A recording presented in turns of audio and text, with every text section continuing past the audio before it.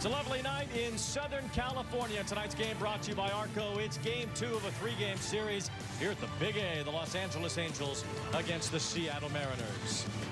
Alongside Mark Gubazon, Wayne Randazzo, we've seen a youth infusion for the Angels starting rotation here over the weekend. We saw Samuel Aldeguerri's major league debut yesterday, and we'll see Caden Danis tomorrow. Yeah, you know, Wayne, when you think about it, those good young arms in the farm system, right, get an opportunity to face a team that's trying to get to the postseason, so there's a lot of pressure on him, and Sam I thought did a real good job yesterday. You have 5 unearned runs in the first inning, yet he's still out there through 5 innings. It ended up being 7 runs, only 2 earned runs. He had 3 strikeouts, so overall, Sam Aldeguerri did a nice job, I thought. It was a big day for Aldeguerri and for Italian baseball. The first ever Italian-born and raised pitcher to make his major league debut. Had the Italian flag wrapped around his head as he went out there. And yeah, there was a 5-run first inning, all those runs unearned, but he settled in and made it through 5 innings. I really like his breaking ball. His changeup was also solid, and he's able to backdoor that. When he's got a future in there, especially when his mechanics are so solid. But especially after the game, what a moment this was. His mom and dad, I'll tell you what, you can't help but have goosebumps there. All the way over from Italy to make it here for the game and be part of something so special like that. Out on their flight out of Verona, Italy, as soon as they found out, made it for the game last night. Aldeguerri's parents here for his major league debut. Well, tonight we'll see a veteran on the mound for the Angels. Tyler Anderson gets the start against a Mariners team that he's pitched pretty well against this year. Yeah, he threw the ball really well that last time out. Went 5 2/3. He just gave a 1 earned run. He had 8 strikeouts, and he had 19 swing and misses. And a lot of those were, you know, we know he's got that great changeup, but his fastball upstairs was very, very effective. When Seattle hitters were trying to track down the lower part of the strike zone, he's able to run that fastball upstairs. But his bread and butter still is going to be that changeup. If he has that working against this lineup, and they have made some improvements under Edgar Martinez, the new hitting coach. See if they can still get those swing and miss in there. Look at that StatCast to be powered by Google Cloud. Look at those percentage of 4-seam fastballs. He's usually going to be around 37%. He threw 54% there, and his changeup, bread and butter. Also, his cutter was solid. He avoided the middle part of the plate for the most part. Was very, very effective against Seattle. It's been 10 years since an Angels left-hander has won 11 games in a season. Tyler Anderson can get to that number here tonight. Game 2 of this series between the Angels and the Mariners. Halos trying to even things up at a game apiece on a Saturday night showdown at the Big A.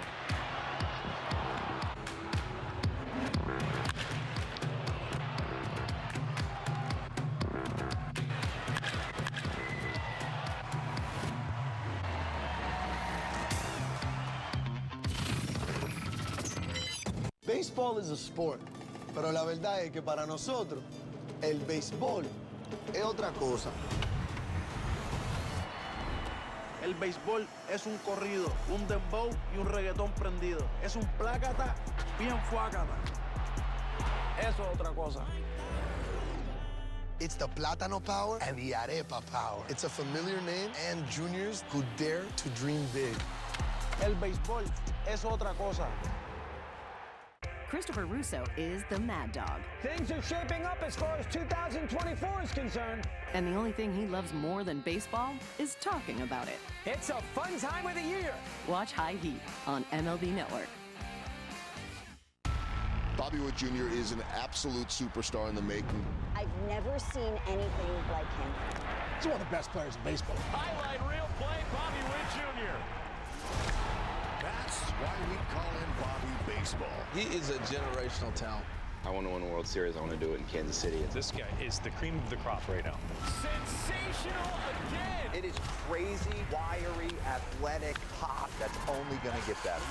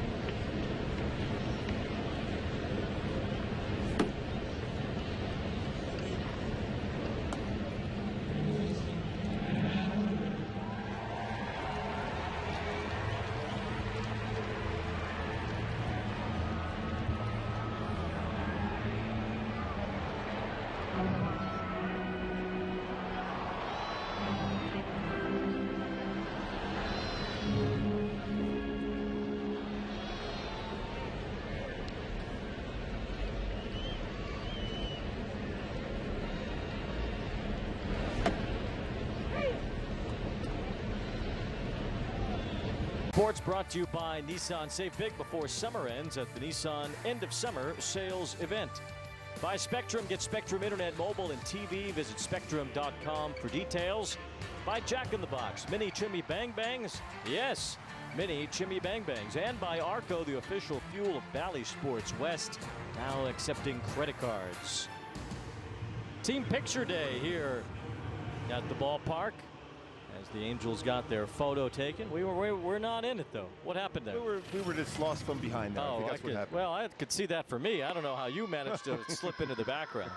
Tyler Anderson takes the field for the Angels tonight on the mound against Seattle. He's always quick to get out there. He loves to compete, and he's had an outstanding season. 10-12 mark with an ERA 3.41. Whip it 1.23 this season. My go-tos for Tyler Anderson. Have another good game against Seattle like he did last time out there. Is use that changeup on the lower half. 65 strikeouts, whiff percentage over 38%. And cutter on the corner. He's got 18 punch outs with that and a 24.8% whiff percentage on his cutter too. Almost acts as if it's a slider. Very, very effective. Sure, the lineup for Seattle. The Mariners 4 back entering today's play in the American League West, trying to catch the first place Astros with J.P. Crawford leading off. Julio Rodriguez homered in back-to-back games. Cal Raleigh's been their leader offensively this year. Arozarena and Turner, a couple of veterans added at the trade deadline as the Mariners try to get things straightened out after what's been a rough couple of months for them. Houston has already won today, so the Mariners need to win to stay 4 back in the division. And the Easton defense behind Tyler Anderson. Generally, a fly ball pitch. Joe Adell out in right field. 5 defensive runs saved. 3 outfield assists. His routes have been outstanding all season long. Moniak in center. Taylor Ward over in left field. You got Rendon, Neto, Drury, Shawnawell in the infield, and Logan O'Hoppe behind the plate. But Joe Adell has been very, very, very good out in right field. Beautiful night here at Angel Stadium as J.P. Crawford gets ready to lead things off for the Mariners. And Tyler Anderson, who is looking for his 11th victory of the year, deals a first pitch strike. Last Angel left-hander to win 11, C.J. Wilson in 2014. So you're saying it's been a while. Be a good time to be able to get number 11 here tonight. Crawford lifts one off the end of his bat toward left field as Taylor Ward scoots into position and makes the catch. It's always key to be able to get J.B. Crawford out a long at bat. He generally has some long at bats against the Halos. That was a 2-pitch out. Good to see that from Tyler Anderson against him. Crawford had spent some time on the IL several weeks after he was hit by a pitch that Anderson threw him in July. So Crawford able to finally come back, and he has not had a hit yet since returning from the IL. Julio Rodriguez has had some hits lately, as homered twice this week. It is 13th home run of the year last night. And you wonder if that affects with Edgar Martinez, the new hitting coach, has helped him out.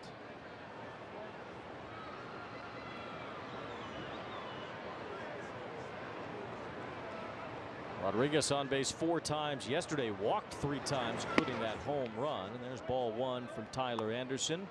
And it is the Hall of Famer Edgar Martinez that has taken over as the hitting coach of the Seattle Mariners, at least for the rest of the season. But no interim tag on Dan Wilson. He is the manager, and he will be moving forward for Seattle. Yeah, Dan Wilson, he's so well respected around the game of baseball. They're 5-2, and they're averaging 5 runs per game. They scored 9 last night. Rodriguez out in front of that pitch. 2 balls and a strike. There's Edgar. He's one of the best hitters of all time, Hall of Famer. And what he does so well when he was a hitter, he took away your most effective pitch. So you wonder if he's working on that as far as the changeup.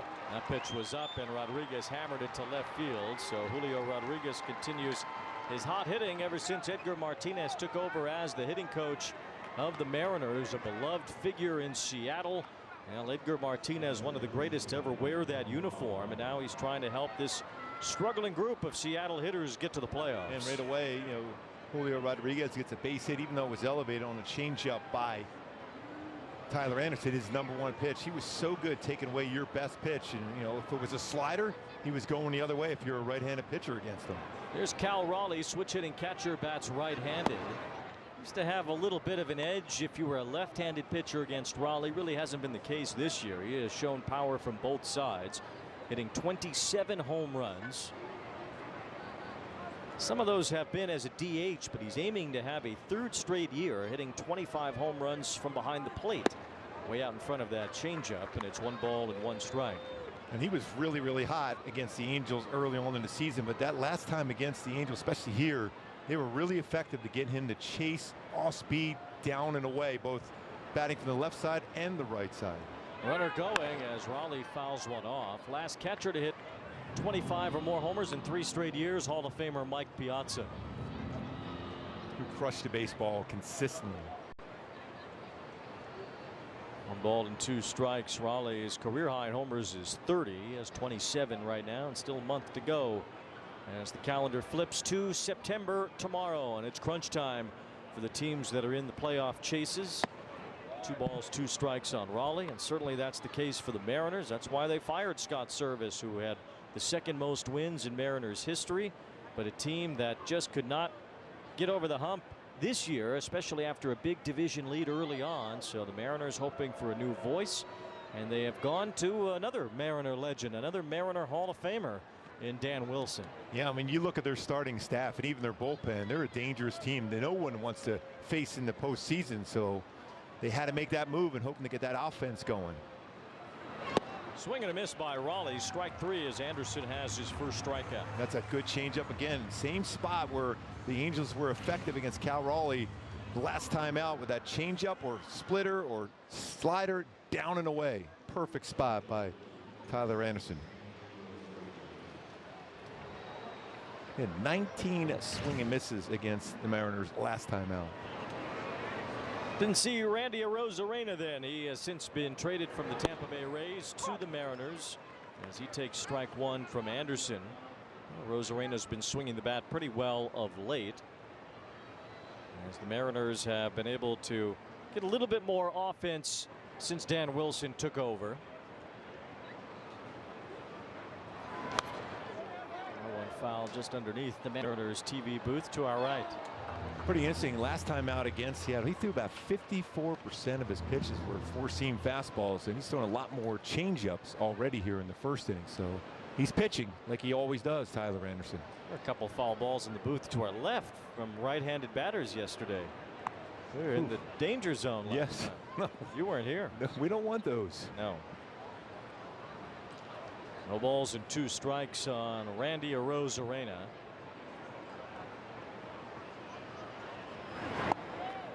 Anderson misses upstairs. So he's thrown 14 pitches so far. 7 of them have been changeups, and you just feel a changeup is coming right now after that cutter was upstairs.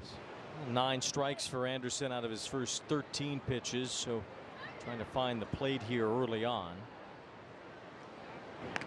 Throw to first base to check on Rodriguez, who will certainly swipe a bag every now and then. Julio has 18 steals in 23 tries this year. He's now 14 for 27 against the Angels this year. It's over 500.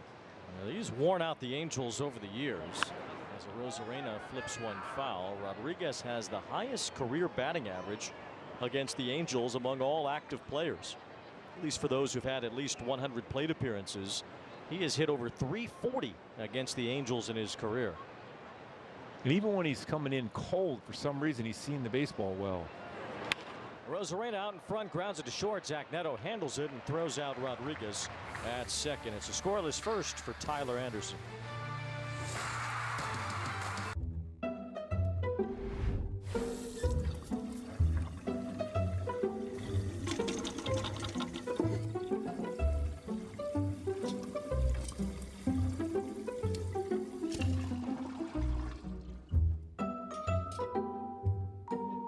There's an easier way.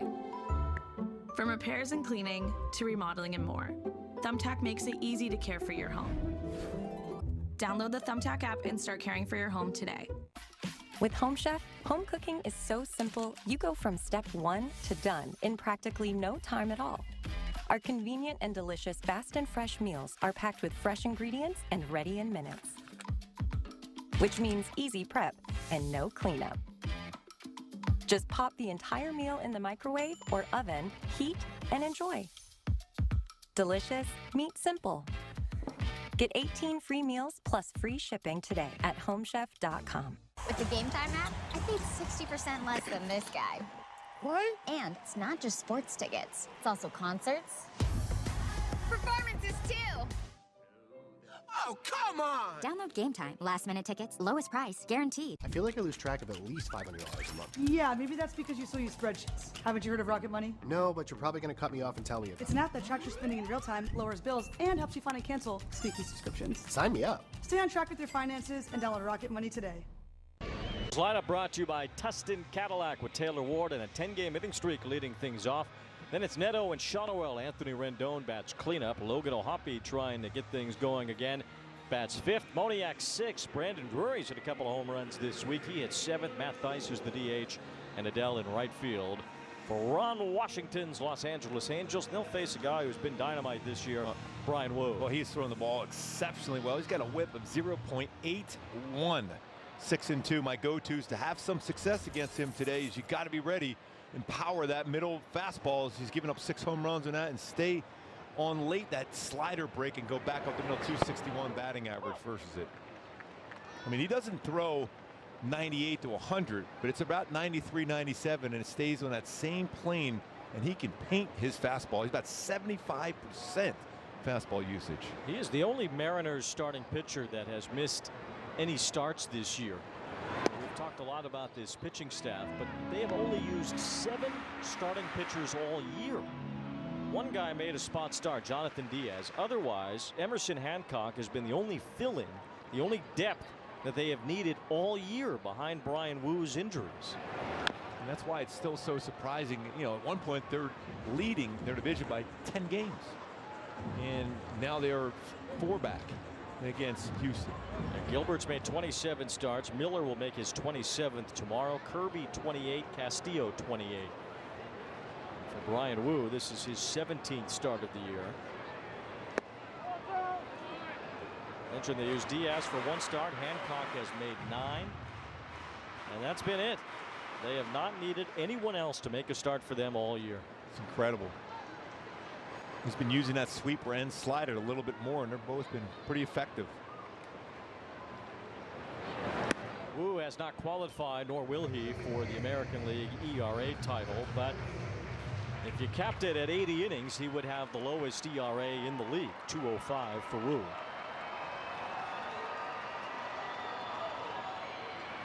Three and 2 on Taylor Ward as he lines one towards center field, but Rodriguez lopes after it and makes the catch for the first out. And the defense behind Wu today, they're going to be easy around the strike zone. Rosarena, it's surprising. He's got 5 outfield assists, but he's got -8 defensive runs saved, which is shocking to see because he can cover some ground. Rodriguez, we saw him instead of Robles, who's been outstanding anywhere in the defense in the outfield for Seattle. Arias, he got Crawford at shortstop, their heart and soul. Moore, Turner, Cal Raleigh behind the plate. Here's Zach Neto to bat with 1 out and nobody on. Neto takes a strike at the knees. 96 from Bryan Wu. 20 home runs now for Neto as he has joined the 2020 club with his 25 stolen bases now. Had a couple last night.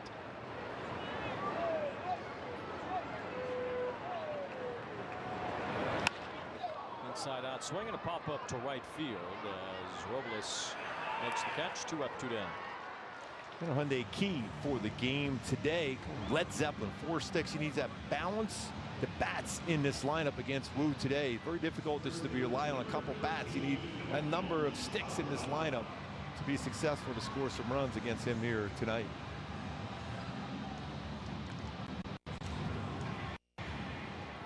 Here's Nolan Shotwell playing first base once again, as he has most of this year for the Angels at that position. Still just 22 years old.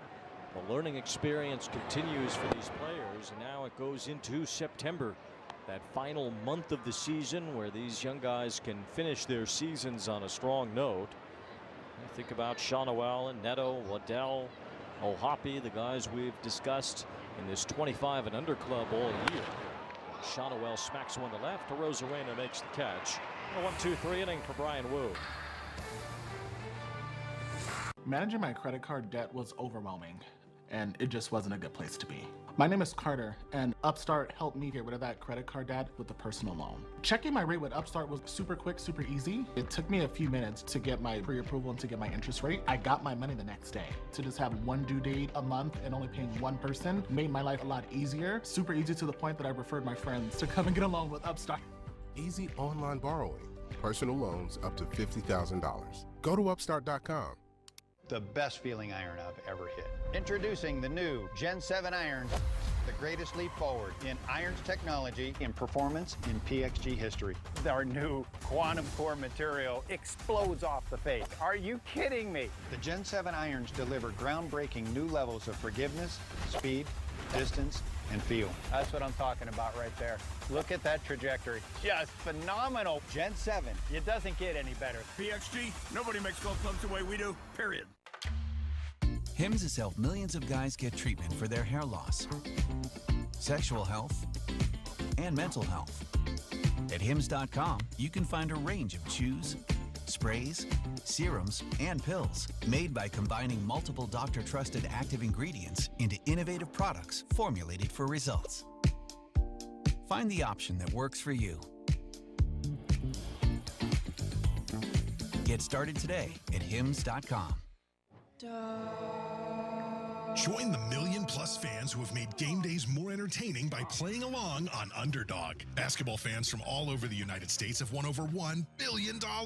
Underdog Fantasy, calling all dogs. Finished my Nice night here at Angels Stadium, where the Angels and Mariners play for the next couple of days, and then the Dodgers come to the Big A. It'll be the Freeway Series, and we're expecting to see Reed Detmers back in the majors on Tuesday. For more on that, here's Carlin Bay. Thank you so much, Wayne. Yeah, Reed's going to get the call up from AAA tomorrow, as all Major League Baseball teams will be able to increase their pitching staff from 13 to 14 pitchers without making any subsequent moves there. So with that being said, you know, he's been down in the minors since the beginning of June, and Ron Washington shared with the media, you know, he's earned his way back, and especially with his last 3 starts, he's only allowed 3 earned runs in 21 innings and 29 strikeouts. So I know you guys have been talking about these young players. You know, he's 25 years old. A lot of young players being able to showcase their stuff toward the end of the season. You got to imagine Reed's going to be hungry when he comes up here, and another great opportunity for a young pitcher like himself to showcase what he's been working on. I mean, he's thrown the ball really well too, Carlin, against the Dodgers, whether it was in spring training, even last year. I think it was against Clayton Kershaw, where he pitched better than Clayton in that game. He's been throwing real well against him. There's a former Dodger with a long fly ball to left. Taylor Ward is at the wall, and it's gone. Justin Turner has homered against the Angels, and he continues to crush Tyler Anderson in his career. That is the 4th home run for Turner against Anderson.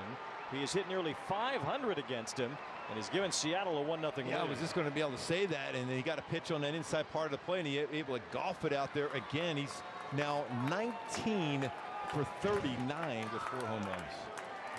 Inside, brings his hands in and gets that lift. That's a serious launch angle to get that one out, and that's exactly what he was able to do to be successful. 35-degree launch angle. There's an average of 487, not in a small sample size either. 39 at bats for Justin Turner, who carries the trident through the Mariners dugout after a home run. So Turner back in his home area. Forget he was born in Long Beach. He has hit his 2nd home run as a Mariner, his 8th of the year. It's the 20th home run that Tyler Anderson has allowed. It feels like he's had some good swings against the Angels in general throughout his career, although I was looking at his numbers. This is his 5th home run. I'm going to bet just under 250 batting average. And Pine Tar over the shoulder doesn't show up as well in the navy blue jersey for Justin Turner, but he has gone deep here as Luis Urias strikes out against Anderson. That's their 151st home run for Seattle. They've really relied a lot on the home run ball. Coming in, just hitting .216 as a team.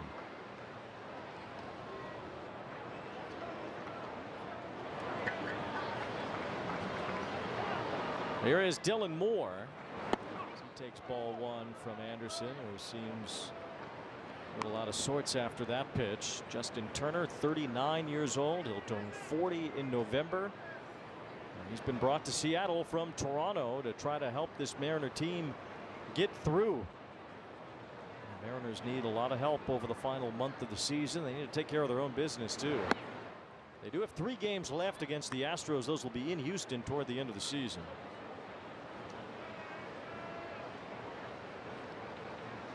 Well, Houston went down and so far played exceptional baseball against the Royals, who are kind of reeling of late now without Pasquantino. Pasquantino, a big loss for Kansas City. The Royals have lost now 4 in a row as the Astros beat them again today 5-2. Kansas City replenished their roster with some veterans today, bringing in Tommy Pham, Robbie Grossman, and Yuli Gurriel. Rendon slings it across to retire Moore.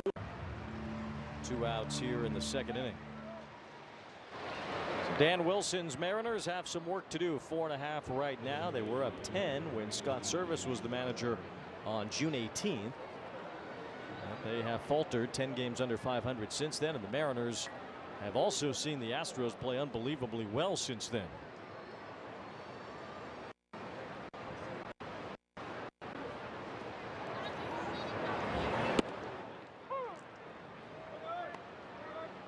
Kind of a wide strike zone working so far too. Home plate umpire is Jansen Visconti. Mitch Garver at the plate as he fouls one off. Garver had a 2-run double in the first inning yesterday. The hits have been few and far between for Garver this year. 166 the average. He has only had 54 hits in 325 at bats. He has struck out 121 times this year. Of course, this Mariner team strikes out a ton. Seattle leads the majors in strikeouts, and they could set the major league record for the most strikeouts in a season with the way things have gone. They've already struck out twice tonight. That would be something real interesting too, especially with Edgar Martinez, a guy that didn't strike out a whole lot. He covered the outside part of the plate when he had 2 strikes. He was quick on the inside part of the plate early in counts.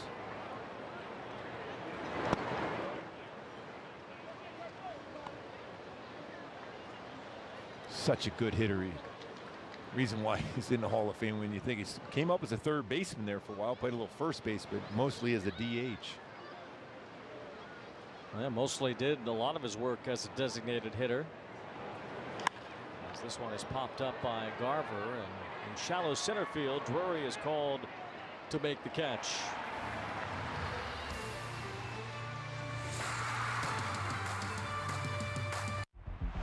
Can't recall another baseball game where emotions ran so high. There it is! Fly ball to deep right field. It's out of here! It's gonna go! What a play by Aaron Judge! Experience game-to-game coverage of the night's biggest moments, live and commercial-free. MLB Network Strike Zone, Wednesday and Friday nights all season. Weekday mornings on MLB Network. Wake up to baseball's hottest stories, big-name guests, and a whole lot of fun. MLB Central, the show baseball fans and baseball players wake up to. Weekday mornings, only on MLB Network. Man, I've seen things you wouldn't believe. But this I have not seen. You know, nothing phases me, man. Nothing. But these guys got me phased. Now, this game found another gear. Think you've seen this before? Keep watching.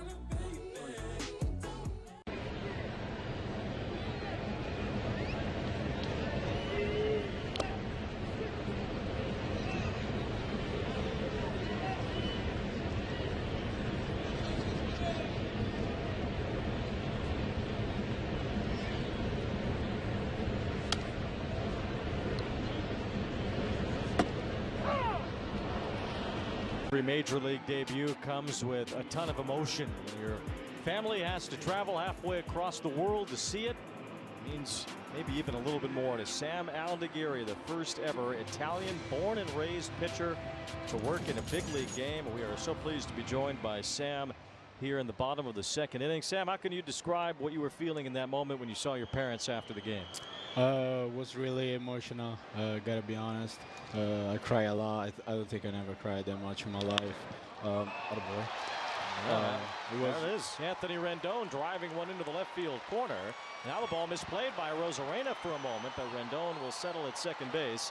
A leadoff double. You'd like to see that one there, Sam, huh? Good little swing by Anthony Rendon. Yeah, hopefully you can bring him home. How's it feel today after, going out there making your MLB debut on the mound today, as far as this going back to your normal routine? It was different. I didn't sleep last night. All messages and the adrenaline was still on. So I realized, honestly, this morning, I slept a couple hours. When I woke up, I realized what I did. I'm still realizing, honestly. But I'm here, so.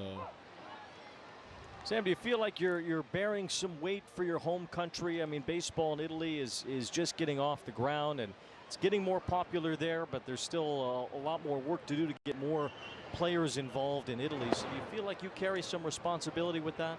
Yeah, I think so. And I hope that what I did last night is going to bring more people to the world of baseball in Italy. Hope it's good. I did a good thing. I hope it's going to help it. Yeah, I know Mike Piazza had said something about that already, how important that was for you to be on the mound. That had to make you feel good. Yeah, I saw his Twitter. Yeah, of course, he is a legend, especially in Italy. So, yeah, it's nice to hear from him.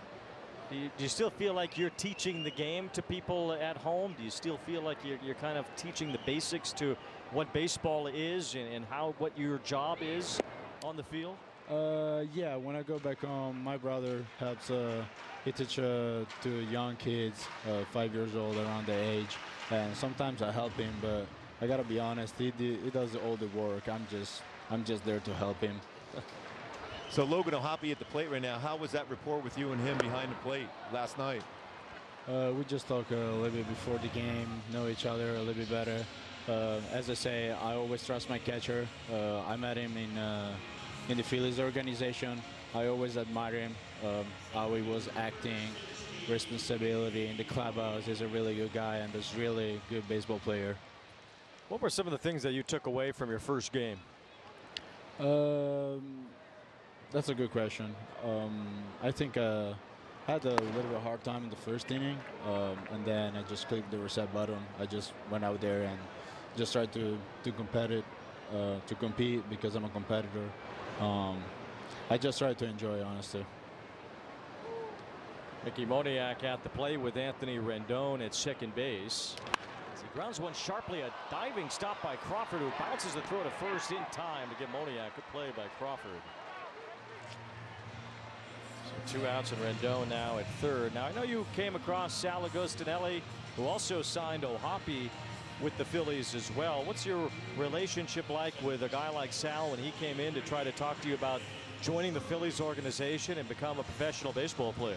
Yeah, I met Sal after I met Claudio Cerrato. He's the original scout that signed me. He's an Italian scout from Nettuno, Rome. I met him first, and once we settled down, I met Sal. But it was nice. The Phillies organization, they helped me my development. So yeah, it was great. Also, he's Italian too, so that's a lot of weight on my shoulder, you know. By the way, Eye of the Tiger is your walk-in song there. That's pretty cool. Love that. Rocky, huh? Yeah. I started to use it when I was in the Phillies organization since the beginning of my career. And when I got traded to the Angels, I didn't want to change it, so I just kept it. Well, Sam, I know everybody in Italy is proud of you, but as an Italian-American, everybody in the Italian-American community is proud of you, too, for what you've done and for making it to the major leagues. It's a huge deal to all of us.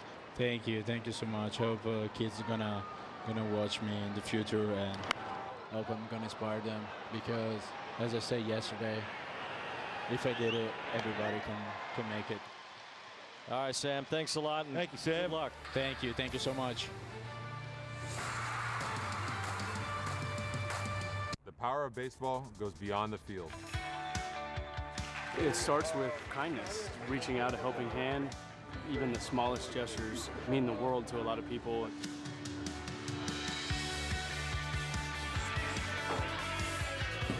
Stand up to cancer. Together. Together. Together. Together.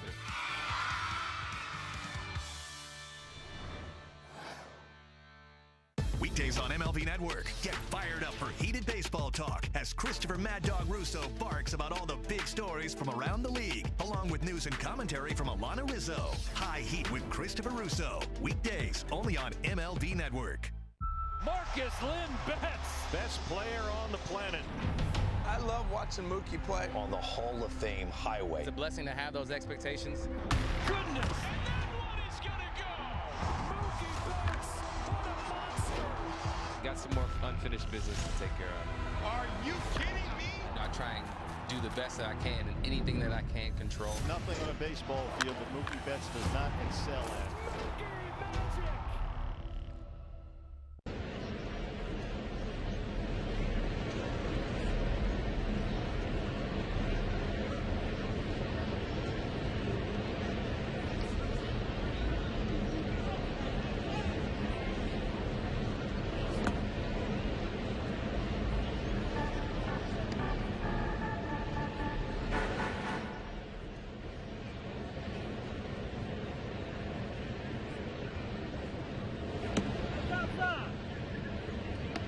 Come see your Halos take on the Dodgers. The Freeway Series returns to the Big A September 3rd and 4th. Visit angels.com/tickets to secure your seats today. Well, that Reed Detmers will pitch one of those games Tuesday night.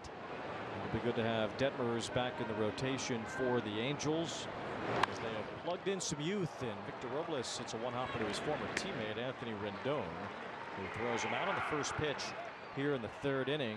We've seen some journeymen in the rotation, some guys from the minor league system that weren't considered prospects, but now we are seeing some of the young starters, and certainly we've seen Detmers a lot. He's been up at the major league level for a while at times, but another opportunity for Detmers, plus Aldigueri's debut yesterday and Caden Dana's tomorrow. Yeah, you love to see that, because that's going to be a big part as far as the team turning this around and being consistent when you have some arms like this and building towards a very good rotation. You look on the other side of the field here, Seattle, that's why they've been good.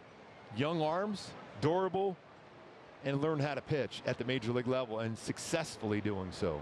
The Angels trying to develop as well with their position players, although not a great sign at AA Rocket City yesterday when Christian Moore left a game with an apparent leg injury. I have not heard any word today about the status for Christian Moore. Hopefully he's okay and get back out there again soon. Yeah, it's going to be important. Hopefully everything's going to be okay after being checked out. This is Crawford with a count, 2 balls and no strikes. A Long Beach native out of Lakewood High School, 3-0 the count. Crawford's offense nowhere near what it was last year when he really had a breakout year offensively. He's always been good with the glove, and the bat has been suspect at times.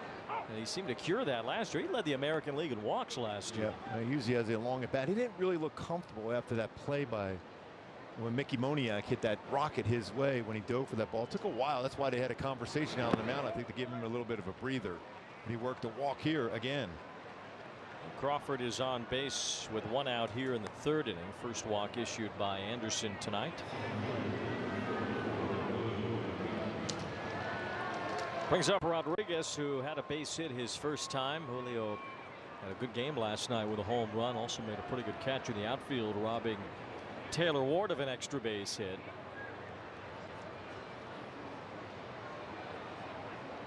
Rodriguez with 5 hits in his last 3 games, plus homers in back-to-back games. Before that, he had been 1 for his previous 27. He'd really been struggling, and for whatever it's worth, what he can glean from Edgar Martinez should help Rodriguez stay out of those longer ruts. Even last season, in the first half of the year, he had a tough time. He really got going in the second half. But he has been known to have some really long cold spells so far in his big league career. And even when you look at that extra base hits, there's 25 this year, but he's always a threat, and he has been throughout his career versus the Angels. He's rolled into 3 double plays this year. 2 balls and a strike. Still just 23 years old. Has that long contract. Signed with Seattle in 2017. His dad, an agricultural engineer in the Dominican Republic. His mom, a dentist. They really pounded education into Julio's head. They made him graduate high school before he could sign with a major league team. So he graduated early and got that out of the way so he could get his baseball career going, and he has certainly gotten it going as a member of the Mariners. One guy he always tried to emulate his game after is Mike Trout, the way he ran out every baseball, the center fielders, power and speed. Anderson tosses in a strike, and that makes the count full. Seemed like he was taking all the way on 3-1. Surprising too, because that's usually a count where you're going to see a power hitter, a run producer, letting it go. 3 balls, 2 strikes. And Anderson checks on the base runner with Crawford diving back. Anderson expecting movement on the 3-2 pitch. Crawford does have good speed. He's been running as much this year, but he does have 5 stolen bases.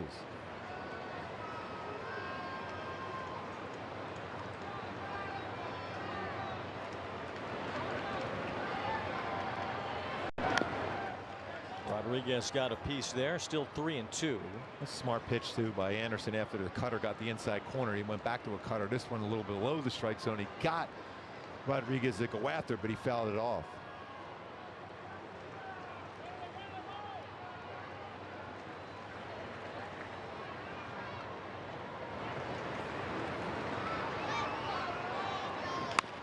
Bouncing ball left side. Neto can't quite reach it. It's a base hit for Rodriguez. Maybe a play at second if Neto comes up with it, but probably not. Now Julio 2 for 2 as Crawford takes second base.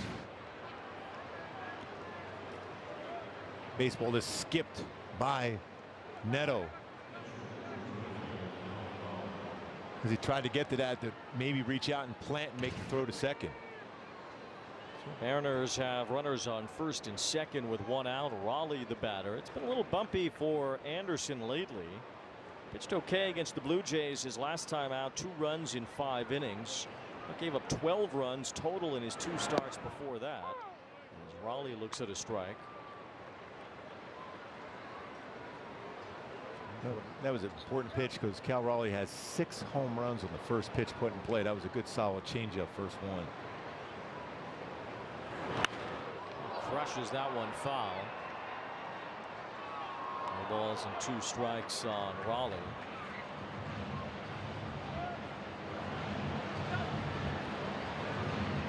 Raleigh in his career has hit just 18 home runs from the right side, but half of those have been this season. It's this one behind himself, foul and out of play. That was a fastball about 2 feet above the strike zone. So entering this year, he only had 7 career home runs right-handed. This year he's hit 11. I think he goes back to that changeup now to make sure it's down off the plate.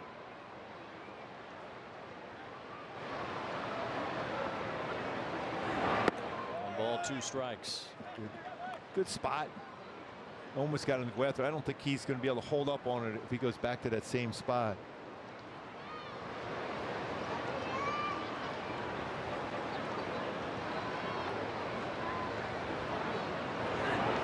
Slow roller to the right side. Drury handles it, shovels to Neto 1 over to first too late. Slow developing as the Angels made it a closer play than it looked like they would off the bat. And Raleigh grounds out into a force out. Rodriguez at second base, the second out. And nice job by Drury to flip it quickly to Zach Neto. Julio Rodriguez didn't even go into the slide there.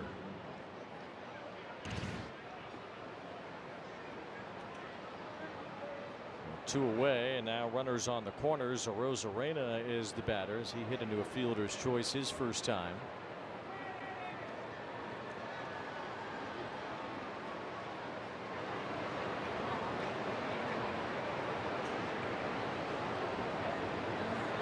It's pretty interesting though that Rodriguez did not slide on that, especially with a potential double play being turned. See the quick flip over by Drury, and he's just still standing up going towards the bag. You don't see that too much, at least not when a player is that close to the base. Sometimes a player will trail off when it's a much lesser chance to get to second base safely, and they're nowhere near the bag. They'll do that, but Rodriguez could have made a slide there to disrupt a double play attempt and decided not to. I wonder if that throw would have went in towards him, if it would have been declared a double play ball. In football, they call that a business decision. With football in full gear, especially college football. Yes, you understand that.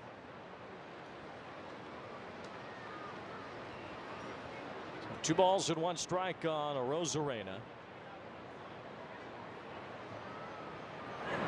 Swing and a miss as Anderson threw another changeup. He's been pretty steady with that pitch here in the early going. Rosarena gets some serious bat speed on his swing. He's brought in to light up the Mariners clubhouse and provide a little bit more offense in the lineup as well. Count is full now on a Rosarena. Changeup has been the majority pitch for Anderson here tonight. And this is the pitch you really, when you think about where they are in the lineup here for Tyler Anderson with Justin Turner on deck, this is the guy you got to get. You got to be close enough to the strike zone to get a swing. You got to avoid that middle part of the plate, but you got to get a swing here. Swing and a miss, strike 3. Anderson out in front, had Rosarena out in front of a cutter and gets a strikeout to end the inning. Christopher Russo is the Mad Dog. Things are shaping up as far as 2024 is concerned. And the only thing he loves more than baseball is talking about it. It's a fun time of the year. Watch High Heat on MLB Network. From the day's first pitch to the night's final out, MLB Network sets the stage for fans every day. So it'll be interesting to watch what happens here all season long. See the players who are making a statement. Hey, let's check out the board, folks. With live games every week. Inside the park we go. Cutting-edge baseball chatter. Plus highlights, analysis, and live look-ins on MLB Tonight. MLB Network. The game is the star.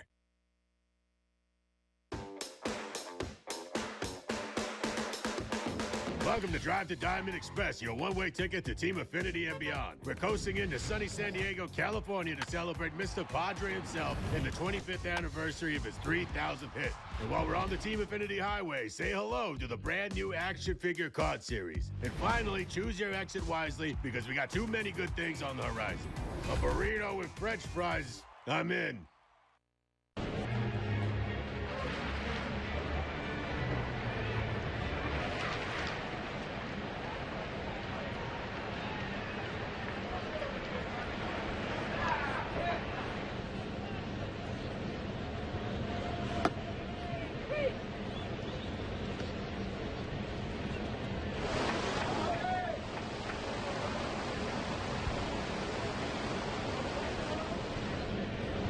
Nothing. Mariners lead on a home run by Justin Turner as the Angels come to bat in the bottom of the third against Bryan Wu.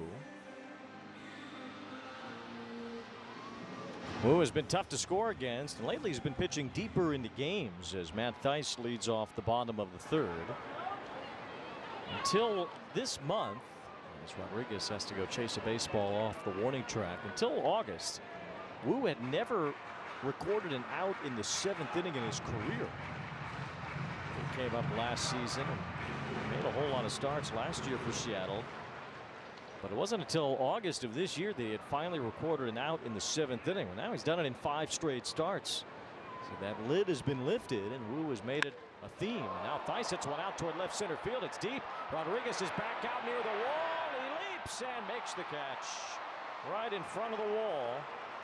Did not have enough distance to get out, but would have been an extra base hit had it fallen in. Yeah, we've seen him do that a lot over the years. Ball was hit really well the other way. Might not even had to jump up on that one, but able to make that play. Good angle to run it down. Good swing though by Thaiss.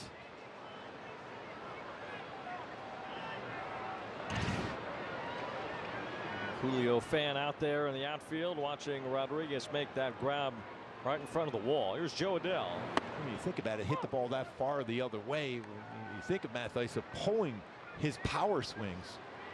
Still a really good route he took. Julio Rodriguez to run that one down. Gold Glove caliber outfielder for Seattle.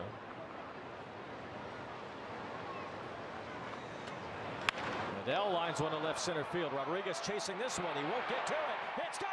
Home run, Adell. A game-tying rocket to make it 1-1. That's now his 10th home run versus a fastball. That was 109 off the bat. This is an 18-degree launch angle. That was a 2-iron. Although I don't know if they use a 2-iron anymore. But that was crushed out on the line and out quickly, going 405. Sinker covered by Joe. That's his 19th home run, giving him now 60 RBIs. That was a line drive that got out. They give Julio even a chance to work his way back on that one. 109 off the bat, you're not going to have much time. 19th home run for Joe Adell. Taylor Ward fouls one off, so the Angels tied up with a homer against Bryan Woo. Third straight start in which he has allowed a home run. Just 7 in 90 innings this year. Taylor Ward has had 11 home runs off of fastballs this year himself.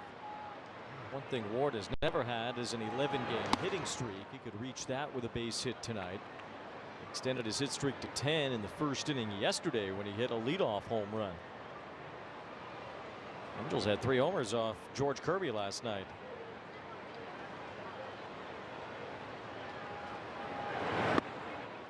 Fastball in on Ward. 1 ball, 2 strikes. That's a run to it. Look, out of his hand, it was going to stay towards the middle of the plate. Instead, it runs in off the plate.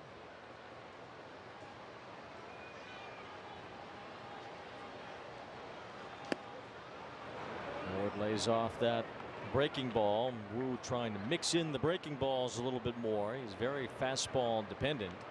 He's about 75% of his pitches are fastballs.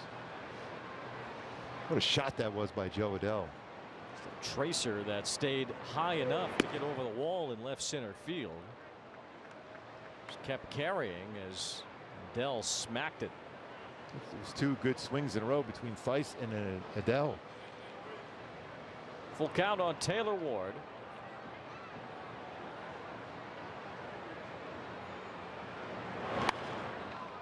Late on that fastball from Bryan Woo.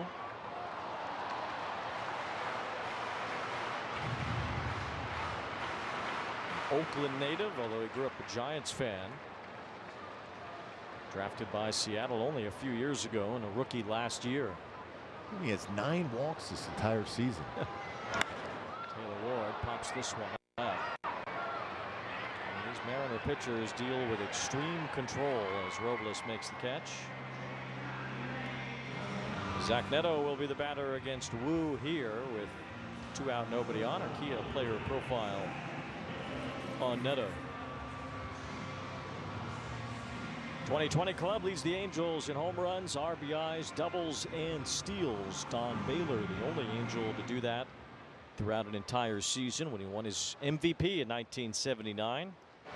First Angel to win an MVP award, and the first time the Halos went to the playoffs, winning the West that year.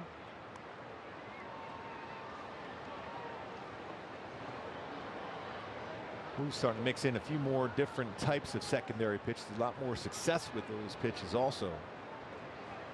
Opponents have not done much with his breaking stuff this year. It's a fastball that's grounded to short by Neto as Crawford throws him out. Angels tie it up. Joe Adell, it's a line drive smash for his 19th home run, evens the score at 1.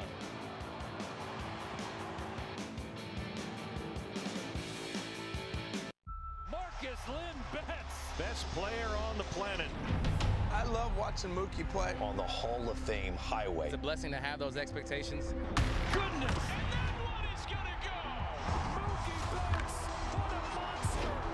Got some more unfinished business to take care of. Are you kidding me? I try and do the best that I can in anything that I can't control. Nothing on a baseball field that Mookie Betts does not excel at.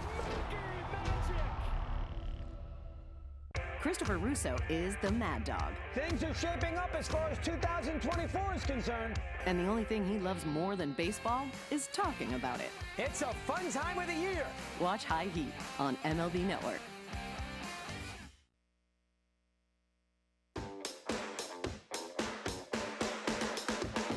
Welcome to Drive to Diamond Express, your one-way ticket to Team Affinity and beyond. We're coasting into sunny San Diego, California to celebrate Mr. Padre himself and the 25th anniversary of his 3,000th hit. And while we're on the Team Affinity Highway, say hello to the brand new action figure card series. And finally, choose your exit wisely because we got too many good things on the horizon. A burrito with French fries, I'm in.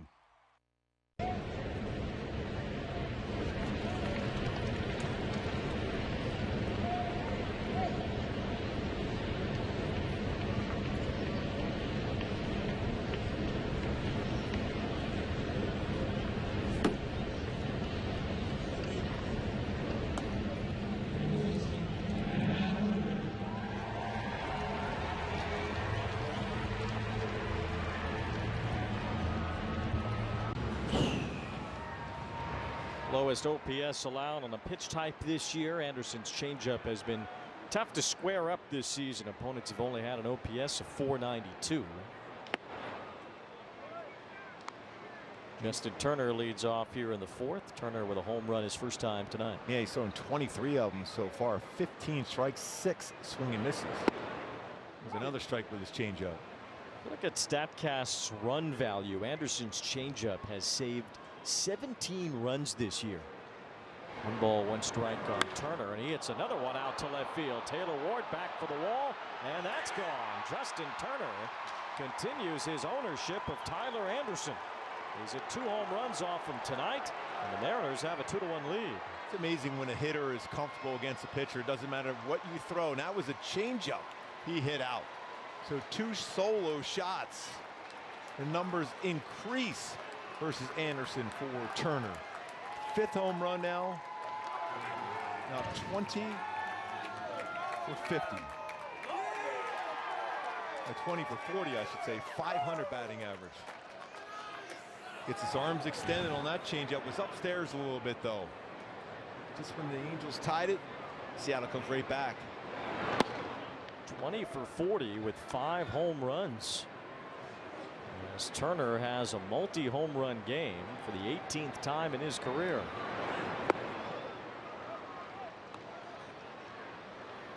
And a 3-homer game once. It was on May 7th, 2019 against Atlanta.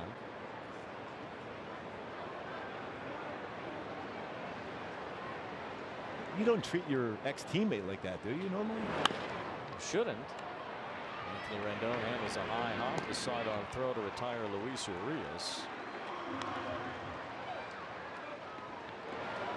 Anderson and Turner on the Dodgers together in 2022. That was Turner's last year as a Dodger. And Anderson's only year there. Justin Turner's bounced around a little bit. Older players tend to do that when they're hanging on and being used as an extra piece to help a team that is in a playoff chase like the Mariners are. Turner was with Boston last year and Toronto at the beginning of this season. Complete career turnaround for Turner happened around the time he turned 30 in his second year with the Dodgers. Dylan Moore smashes one over third and has a base hit. There's a fastball to 91 mile an hour fastball upstairs. Definitely a stolen base threat here now. Dylan Moore. Turner only homered once in his first 23 games for the Mariners. He's hit 2 tonight. This is his second hit for Moore versus Anderson now. This is 2 for 13 now. I got to believe he's going to be on the move here. First or second pitch. Anderson thinking the same thing.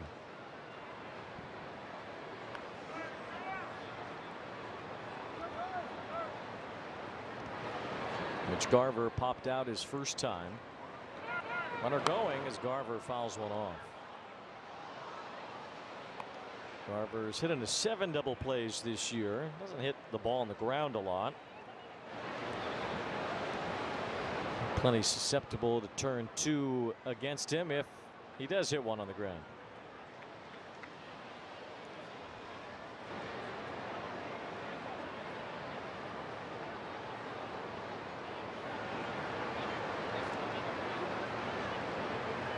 Nice job holding the ball there for Tyler Anderson. He hasn't had a pickoff for a few seasons.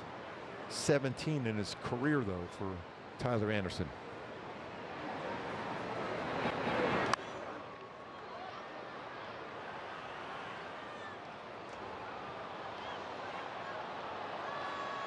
He might have a shot at it. Strike him out, throw him out.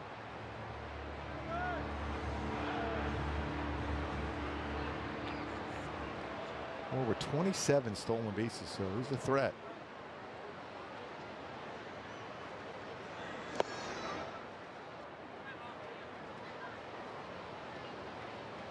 Two balls, 2 strikes on Garver.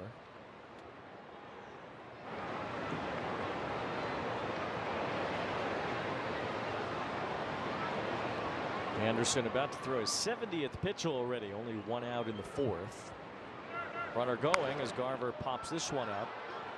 It stays in play. Shonowell is over. He has room and makes the catch.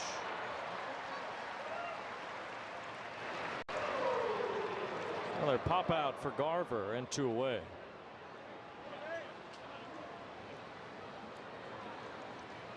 Tough hitter for the Angels today here too with Robles, who has some pretty good career numbers. He hit the ball well this season. In the game hitting .360. He's been incredible since joining the Mariners. They even gave him a couple years on a contract extension after what he's done so far with Seattle. Designated for assignment by Washington after hitting .120 for the Nationals this year.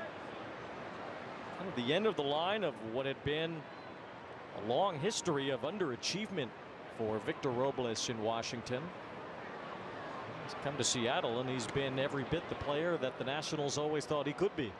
Just doing it in a different uniform. Yep. That's interesting. Now 2 throws over 2 disengagements, so you wonder if a little more just doesn't go here on first movement. Well, he has 27 stolen bases, so he is apt to run. He is running, and Anderson throws over anyway, but nobody's covering second base, and Shonowell hits the umpire with the throw. Mike Malinsky was hit by the throw, and that saved the ball from going into the outfield because neither Neto nor Drury covered second base.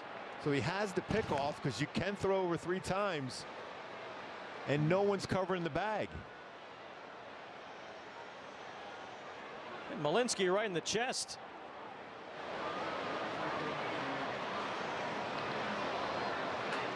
Well, that ball would have been in the outfield if it weren't for the second baseman acting as a roadblock. Well, for me, Shonowell didn't do anything wrong. You're throwing at the base there. Somebody's got to be there. Well, somebody was there. Him. Yes. Thank you. Hit him right in the Kramer. 2 balls, no strikes on Robles. So going on first movement, even after 2 disengagements, throws over again, and he does pick him off, but no one at second base. It's a good chance to take there by Anderson. You know, ultimately, if you don't get him, he gets the base anyway, so you might as well give it a shot for a guy that you know is going to run there. Now first base open with a count 3-0 on Robles. Crawford on deck. Robles takes ball 4. So Anderson's pitch count rising pretty quickly. It's the second walk issued by Anderson, as Crawford had the first one, and he bats here with 2 on.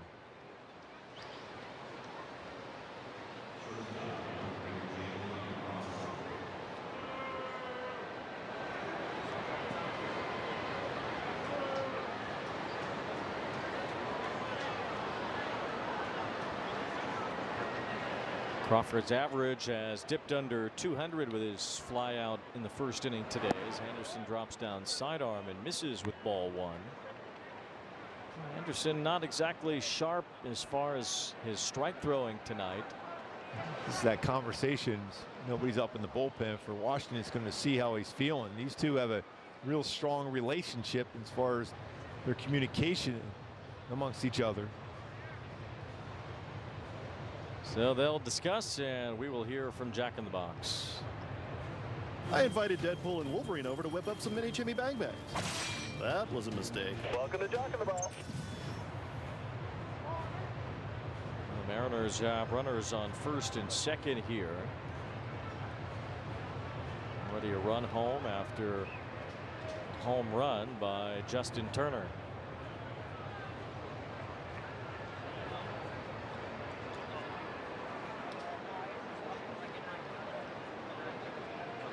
Runners at 2 home runs now tonight.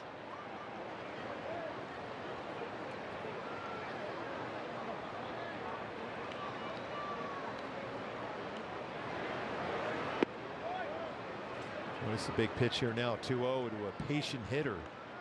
J.B. Crawford with Julio Rodriguez on deck. Already 2 for 2.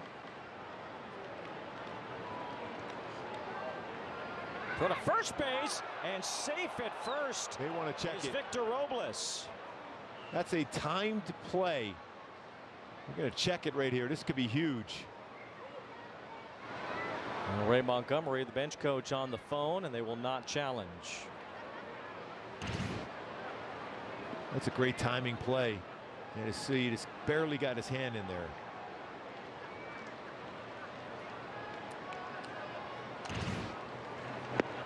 Three 3-0 now at Crawford.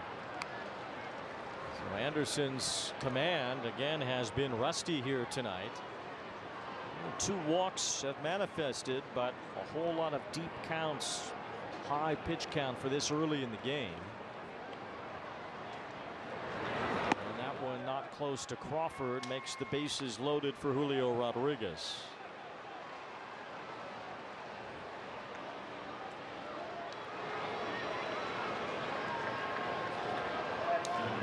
Julio is 2 for 2 today with 2 singles. He has been on base already 6 times in this series. And as we mentioned earlier, no one has hit the Angels better than Julio Rodriguez. Now hitting .350 lifetime against the Halos. As Anderson deals ball 1. That ball in the dirt, but O'Hoppe kept it close. Brock Burke is getting ready quickly in the Angels bullpen. Rodriguez this year has hit over .500 against the Angels. This is the worst guy to have at the plate right here. Well, if you survive this inning with no more damage done, you got to feel you got some momentum going on your side, but this is huge right now. The biggest problem has been Anderson's inability to find the strike zone here. He's walked the last 2. He's behind Rodriguez. 2 balls and no strikes. The numbers against the Angels this year, that amounts to a .536 average, 15 for 28. It's 2-0. Looping fly ball. It's over. Neto into left field, a base hit. 1 run is in. Here comes another. Taylor Ward's throw to the plate is too late. 2-run single for Julio Rodriguez. He's 3 for 3 tonight. And the Mariners have a 3-run lead. It's 4-1.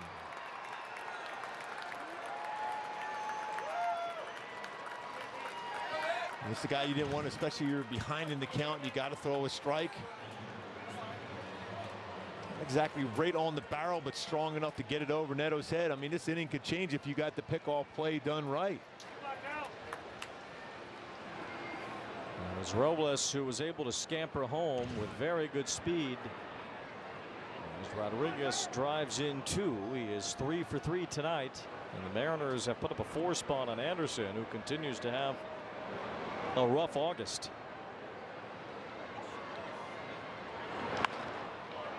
Raleigh trying to make it rougher, but he hooked it foul.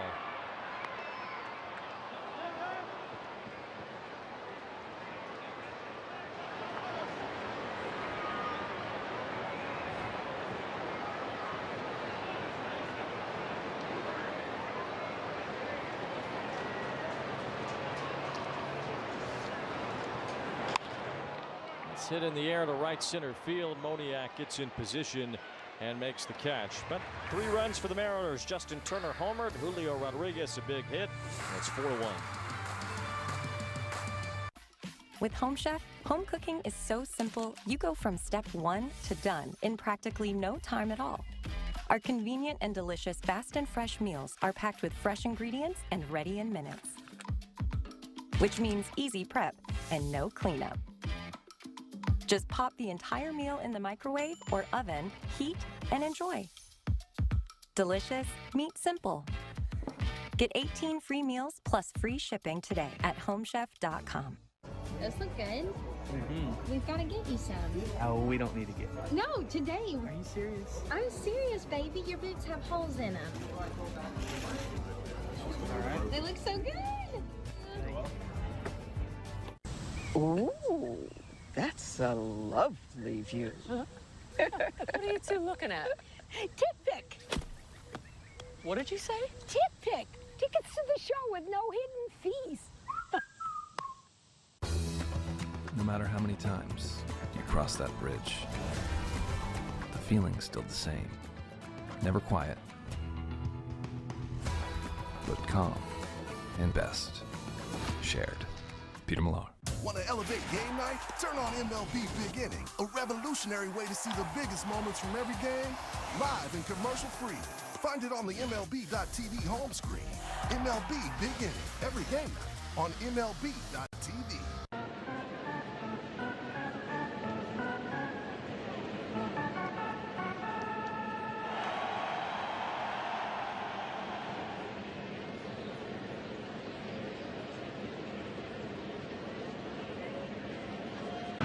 Bryan is on the mound for the Mariners tonight. Now he has a nice lead to work with after Seattle scored 3 times in the top of the 4th inning. It's a Mariners rotation that has led all of baseball in ERA, opponents' batting average, and most importantly, innings pitched. As the Mariners have used pretty much their 5 regular starters from the beginning of the season through the month of August. And we'll see Bryce Miller on the mound in the finale of this series tomorrow against Caden Dana, who makes his major league debut for the Angels. And the common theme, Wayne, is they all throw strikes, and they throw a lot of fastballs, and then they can finish off with their secondary pitches. But I'm really looking forward to that start tomorrow for Caden Dana. What a year he had in Double-A, and I've seen him a lot in spring training. His work ethic and his knowledge of pitching at 20 years old is really, really off the charts. Well, he had a tremendous year at Double-A Rocket City. He's really been a type of pitcher like the ones the Mariners have tossed out there throughout this season. A .252 ERA, all the strikeouts, and very few walks. Has not walked that many hitters himself. And Shonowell turns on it. Good play by Turner with a sliding backhand stop and a throw out at first of Shonowell. Caden Dana, the #1 pitching prospect in the Angels system out of Don Bosco Prep in New Jersey. He was the Gatorade Player of the Year just a couple of years ago in New Jersey and drafted by the Angels, an 11th round pick.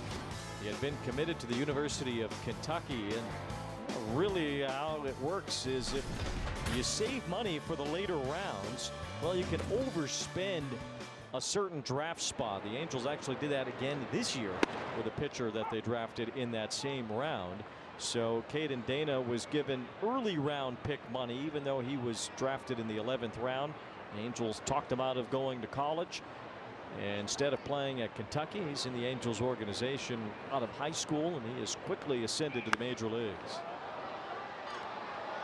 Anthony Rendon pops one up about a mile high, and Turner has it in foul ground. Well, Turner made a real nice play on that well-hit baseball by Shonowell. He's been involved in everything so far tonight for the M's. 2 home runs, solid defense.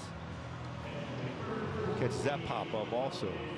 Things were a little different when you were coming up as far as prospect rankings and that sort of stuff. It's not something you heard about much then when you were coming through, but you were a high school pitcher that went into pro ball. What were some of the valuable lessons that you got coming out of high school and getting into pro baseball? What I tried to do, I would try to seek out anybody, especially guys that came from college.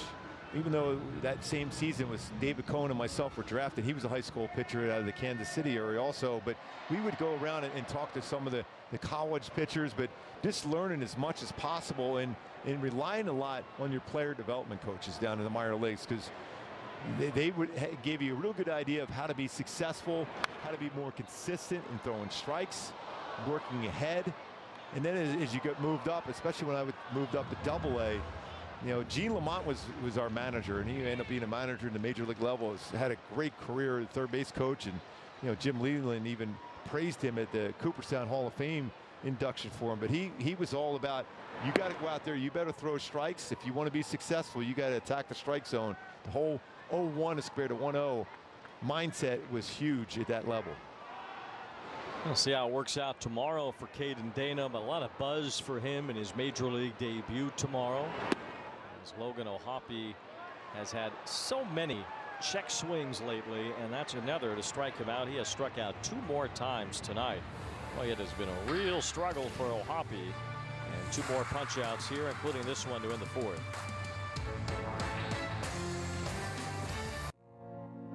I'm Livy Dunn, All-American gymnast and Viore athlete.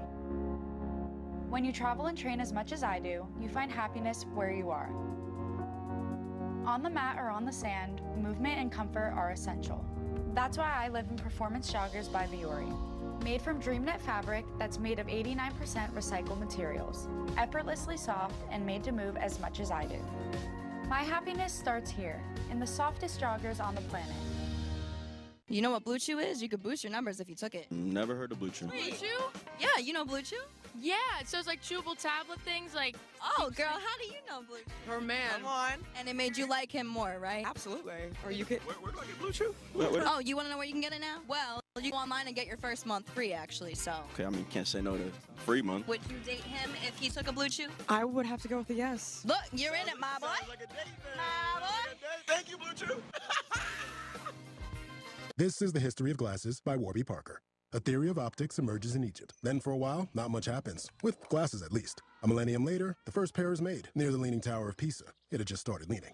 Glasses exist now. You can see, but they're more expensive than they need to be. So, we are Warby Parker. We cut out the middleman to design higher quality eyewear for an actually fair price. Shop it at home, in stores, even virtually. It's the 21st century, not medieval Italy. That's the history of glasses and the future. Come see at warbyparker.com. Stepping to the plate, PJ Morlando. I believe this is where it all began. And this is the sweetest sound in the world. I believe passion doesn't come without pain. The question is, does he have the bats? T-Mobile coverage cam as Justin Turner has covered Anderson pretty much every time he's faced him in his career. A home run there in the second inning, the fourth inning, just from the Angels that tied the game up. First one was on a fastball, that was on a changeup. Anderson has allowed 4 runs in 4 innings, and he is now in the shower as Brock Burke has taken over. And why has he been impressive since becoming an Angel? Yeah, his changeup has been great. He's been throwing anywhere between 94 and 99 with his fastball. Good slider also. Bullpen overall, when you think about it, go back to mid-June, 2.71 ERA. There's 96 on the corner from Burke. That 2.71 ERA for the Angels bullpen is the best in baseball going over the last 2.5 months. That's with some changes in terms of the back ends of games. Estevez and Garcia gone. The bullpen is kept right on ticking.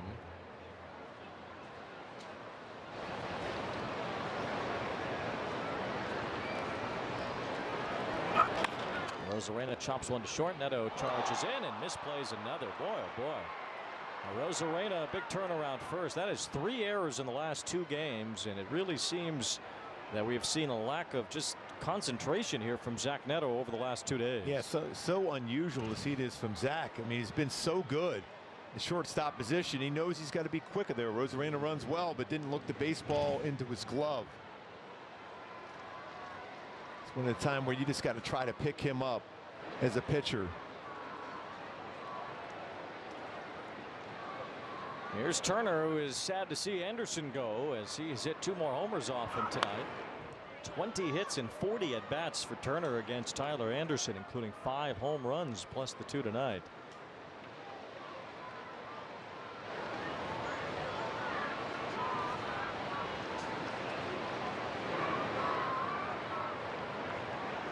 Time is called here.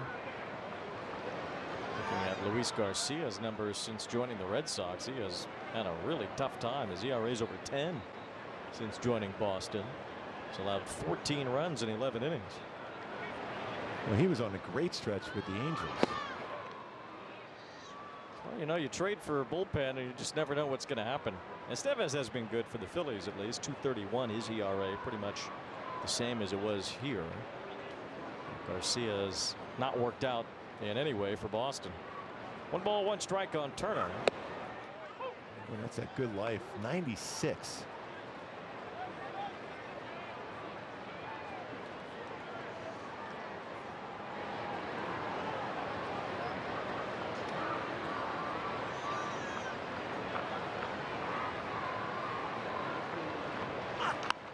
He's always had that leg kick in his timing.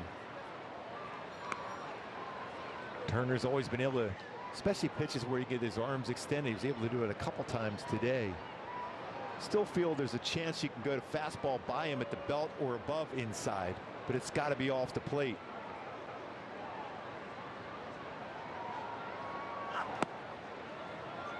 One ball, make that 2 balls, 2 strikes now on Turner. He's had 1 3-homer game in his career.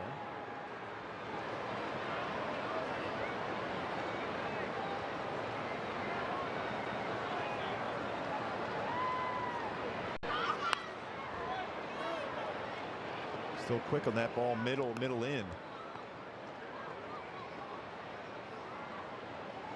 He's got that good changeup he can go to here now.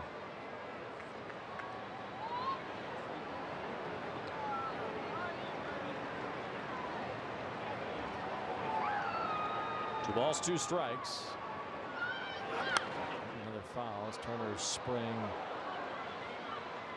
Each pitch to the right side.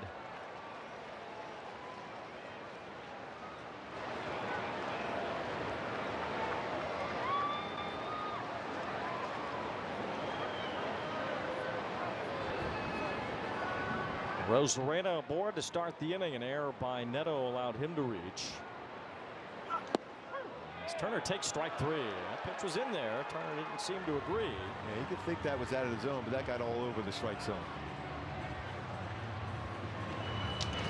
It's a strikeout for Burke. 96-mile-an-hour fastball right in the strike zone.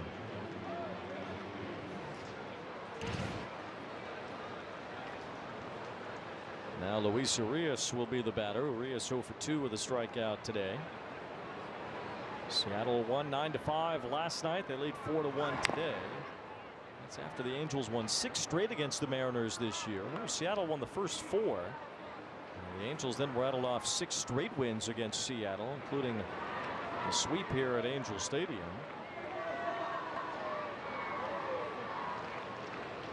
The Angels need to win either tonight or tomorrow to claim the season series over Seattle.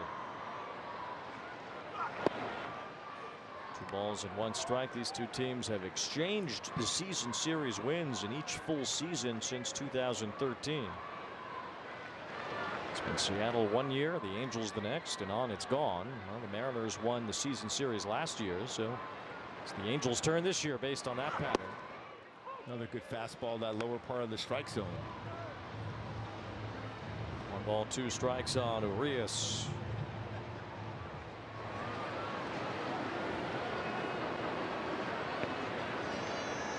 Urias' brother Ramon, a big league player as well.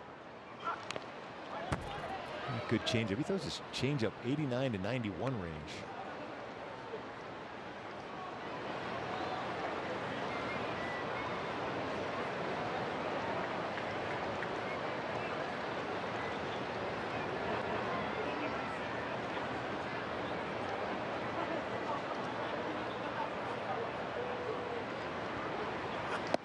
That's in there at the knees for strike 3. 98 from Brock Burke. Back-to-back strikeouts. Same exact spot he struck out.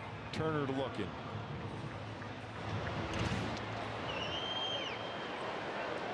That's some life on that fastball. Clearly in the strike zone.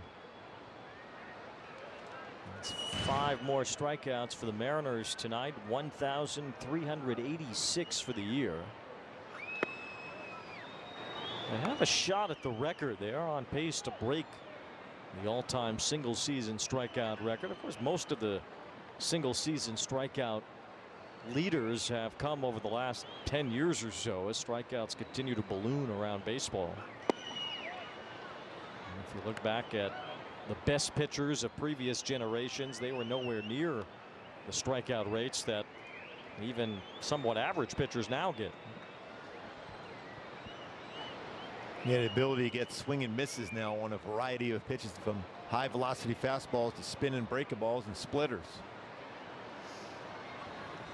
A guy like Don Drysdale, he would be in the bottom third of the league in strikeout rate if his numbers carried over from where he was to what they are now.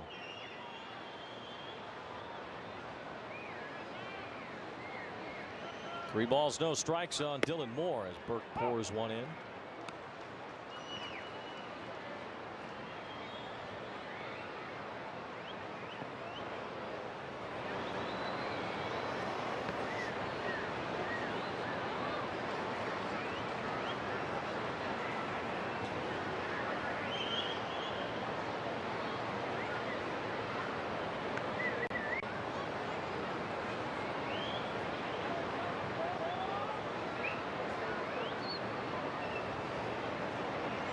Dylan Moore of El Dorado High School at the plate. Count 3 balls, 1 strike. Swing and a miss as Burke ran the slider in. That was a good break to that one too. So he's got that solid fastball. We know that. It's touched 98. Change up really good. Good sharp slider.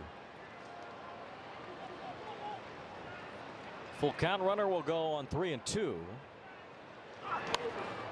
Moore fouls one off. So Burke, similar to Anderson in the sense where the outs have not come quickly, although they would have came quicker, and Neto been able to field that ball to start the inning. It's been a 22 pitch inning, that 23 pitch inning so far for Burke. Back-to-back strikeouts after the error to start the inning. Another foul ball. Seems like we've seen a whole lot of those tonight. Might be a time to drop that slider down and in now after back-to-back fastballs. Although he is late on it, so you don't necessarily want to try to speed up his bat. So you might be able to get a shot at a swing and miss that down and in slider. Mariners have fouled off 20 pitches already tonight. Ground ball, that's fair, down the third base line. Rosarena was running on the pitch, but not really, as he'll only make it to third base. Now Rosarena basically had no jump whatsoever off of first on a 3-2 pitch, and then had to kick it into another gear as he ran from first to third. Yeah, if you're on the move, you feel you got a good shot of forcing a throw at the plate. Went with fastball again, and Moore brought his hands in enough on that one. I mean, he's supposed to be running on the pitch.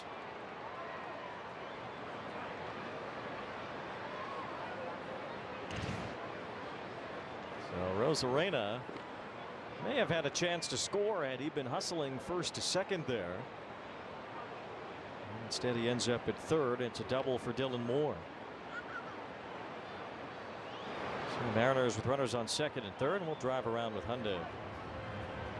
Add more joy to your journey. Hurry in to the Hyundai Getaway Sales Event. Get in and get away now.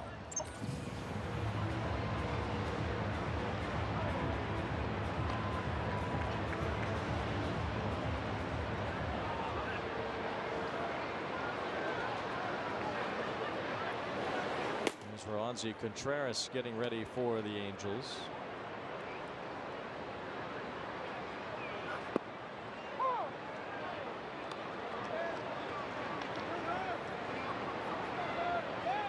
These two know each other a little bit here too.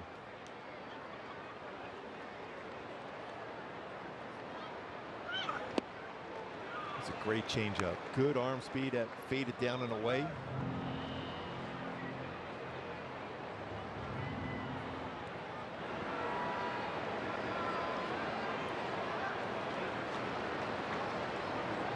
Carver is 0 for 2 tonight.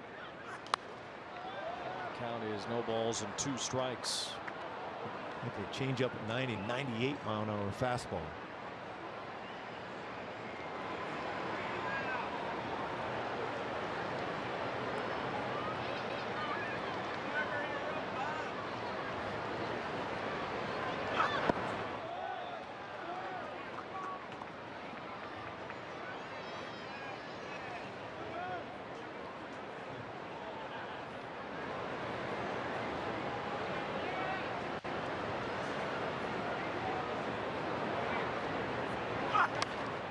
Another pop-up from Garver. You can almost write it in your book before it even happens, as he's popped up so many times this year. Shonowell makes the catch, and Burke gets through the inning.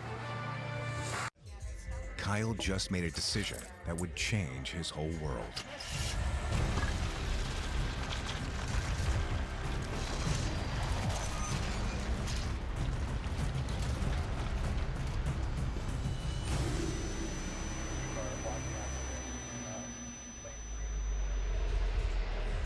Hey, you're sober? You drive. Kyle just made a decision that would change his whole world. Drive sober or get pulled over. Don't let a clogged gutter rain on your parade. Protect your home with Leaf Guard, the only one-piece seamless gutter system guaranteed to never clog, no matter the weather. Never clean your gutters again with Leaf Guard. Leaf Guard's patented seamless design keeps leaves, pests, and sediment out while directing water away from your home.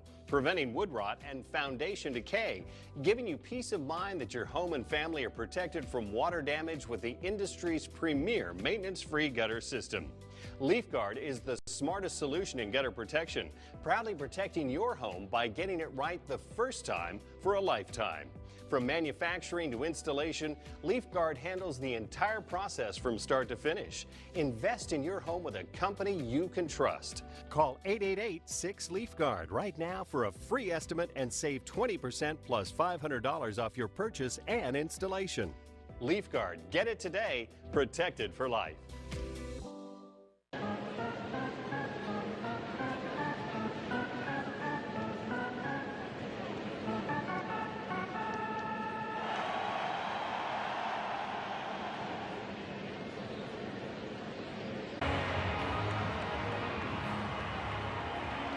Don't miss amazing moments by your Halos.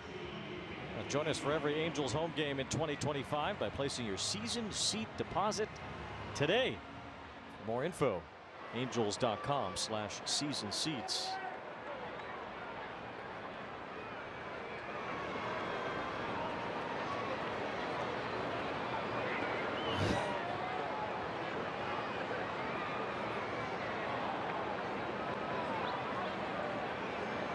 Here's Moniak to lead off the bottom of the fifth against Bryan Woo.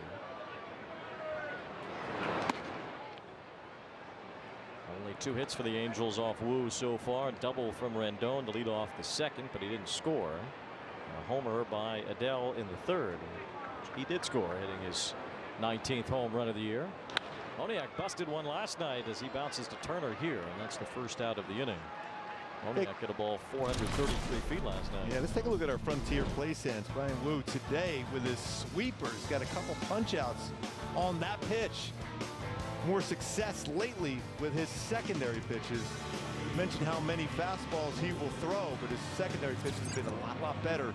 Last season, 275 so far this season. Otis 149 opponent's batting average versus his secondary pitches.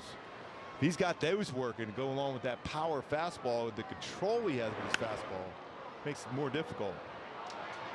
Fly ball to right from Drury as Robles reaches out to make the catch.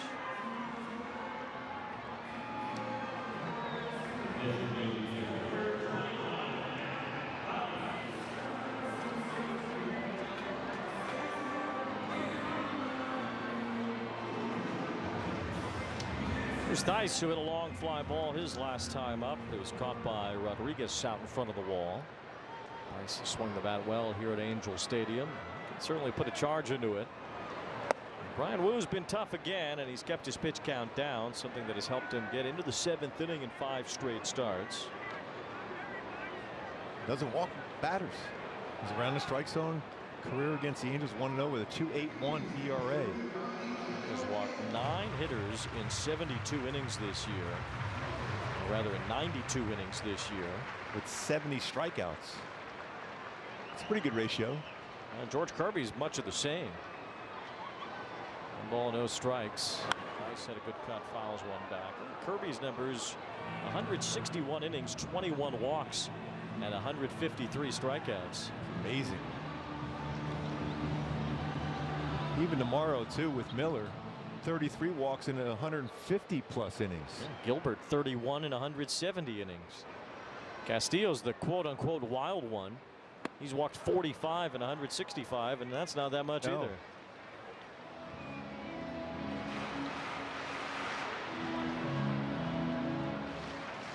Looking forward to that for Caden Dana. He's got that same mentality of throwing a lot of strikes. Nice. Pulls one to the right side, handled by Moore. A 1-2-3 inning. Béisbol is a sport, pero la verdad es que para nosotros el béisbol es otra cosa. El béisbol es un corrido, un dembow y un reggaetón prendido. Es un plácata bien fuácata. Eso es otra cosa. It's the Plátano power and the Arepa power. It's a familiar name and juniors who dare to dream big. El béisbol es otra cosa. Corey Seager, all eyes on him. He's ready to go. He's aggressive. Here's a dude that swings 52% of the time on first pitches. Corey Seager smashes the ball. The ability to be able to come together and compete every night. You know, that's what it's all about at this point for me. Corey Seager does it again. This guy is doing it all. He's hitting bombs all the time.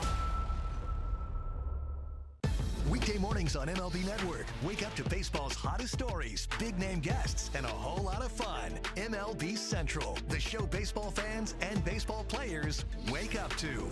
Weekday mornings, only on MLB Network.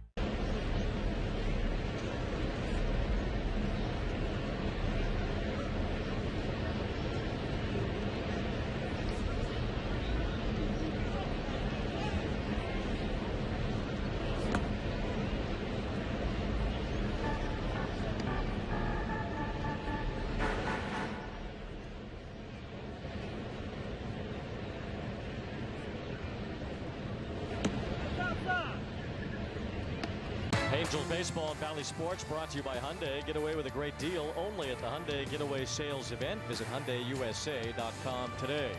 By the OC Healthcare Agency, navigate to a healthier you at angels.ocnavigator.org. And by Pechanga Resort Casino. Play your perfect combination at Pechanga, conveniently located right off the I-15 in Temecula. Beautiful night here at the Big A. A good crowd on hand for the Angels and Mariners. As Victor Robles fouls off the first pitch here in the 6th inning, and Zach Neto has come out of the game. Jack Lopez has taken over as the shortstop. We don't know what the nature of this exit from the game is for Neto. If it is something injury related or related to the fact that he just didn't seem as concentrated in the field over the last couple of days, especially in this game today. Well, you just hope there's no injury there because he's had such a special season. He's been great all year long. Now it's foul, no balls and 2 strikes. Ron Washington pulling Neto here before the top of the 6th inning. We'll find out why after the game. Your first thought, though, is that it has to be something injury related. Neto is usually out there pretty much every day as Robles lifts a fly ball out to center field. So we'll see. Didn't notice anything as far as him reaching or pulling, but certainly a few errors in the field. Something not right at the moment with Neto, and he's out of the game. Yeah, you would love to have him available, especially for that debut for Caden Dana. Such a good defender. You want your best guys out there with the gloves for your young prospect. Dana making his debut tomorrow. And with the bat as well, as you see Dana, who's getting ready for his debut next to Kohanowitz, who's made his, and Aldegary, who's made his. So the Angels getting younger in their starting rotation, developing their pitchers in the minor leagues, and we'll see Reed Detmers come back as well.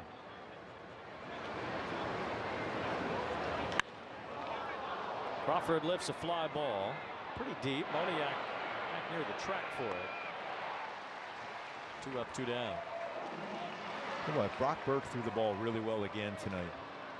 It's a good sign. He's gonna be a big part of the bullpen going forward next year, I would think, for the Angels.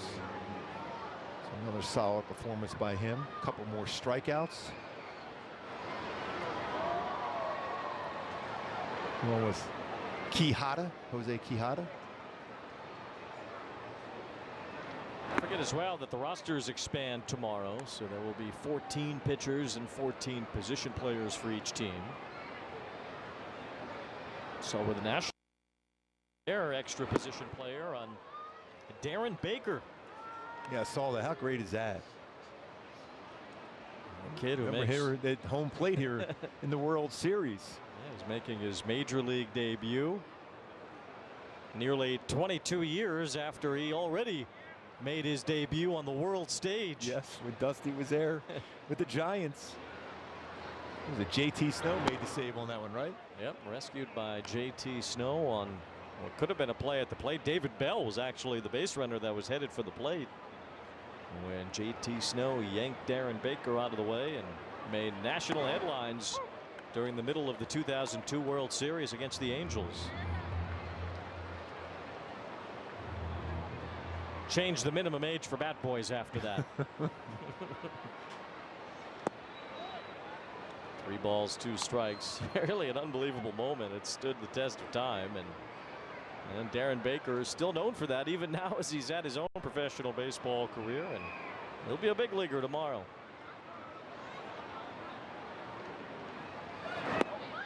Rodriguez on base again. That's 8 times in the last 2 games.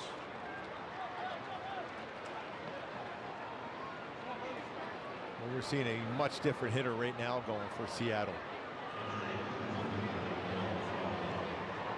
Mariners have walked 38 times in their last 8 games. Now there's a good rapport with him and Edgar Martinez, clearly. I mean, because what his approach is at the plate right now, what he's done over the last 3 games alone. First pitch swinging, Raleigh pops it up. This is Shotwell to make the catch.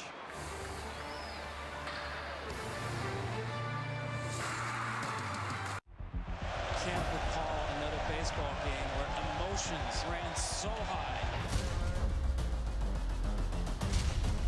There it is! Fly ball to deep right field. It's out of here! It's gonna go! What a play by Aaron Judge! Experience game-to-game coverage of the night's biggest moments, live and commercial-free. MLB Network Strike Zone, Wednesday and Friday nights all season. Baseball is a sport, pero la verdad es que para nosotros, el béisbol es otra cosa. El béisbol es un corrido, un dembow y un reggaetón prendido. Es un plácata bien fuácata. Eso es otra cosa. It's the Plátano Power and the Arepa Power. It's a familiar name and juniors who dare to dream big. El béisbol es otra cosa. Intentional Talk, where baseball players reveal their biggest secrets. I played trombone. I guess that could be a secret. You gotta go long though, Kevin. It's the long one. Oh, that's right. That's right. You're right. Sorry. Intentional Talk on MLB Network.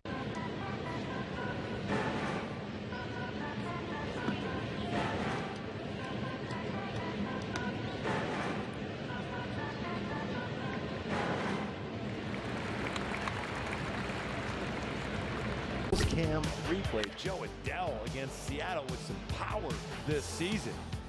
Bases loaded there, and then he crushes one here to left center field. Some big moments last for Joe Adell, and then tonight an absolute rocket out against Bryan Wu. 3rd home run this season versus Seattle for Joe Adell. He's got Carlos Cam replay. Love to see that replay right here with a solo shot. Yeah. That would be a replay worth showing. Yes. On run number 19 for Joe Adell tonight. Now a crack at number 20 against Bryan Wu, who deals in strike 1 at the knees. Very similar to Spotty. Hit that ball at a low fastball. Adell with 10 home runs versus fastballs this season.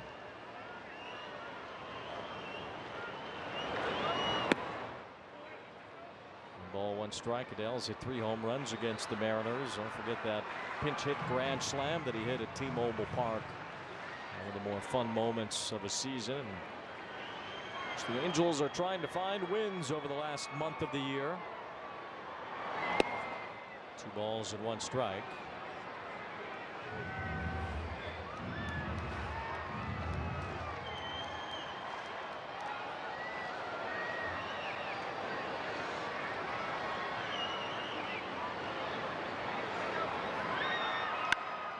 Fly ball to left field, deep into the corner. Fitzgerald has a chance to go. It is gone.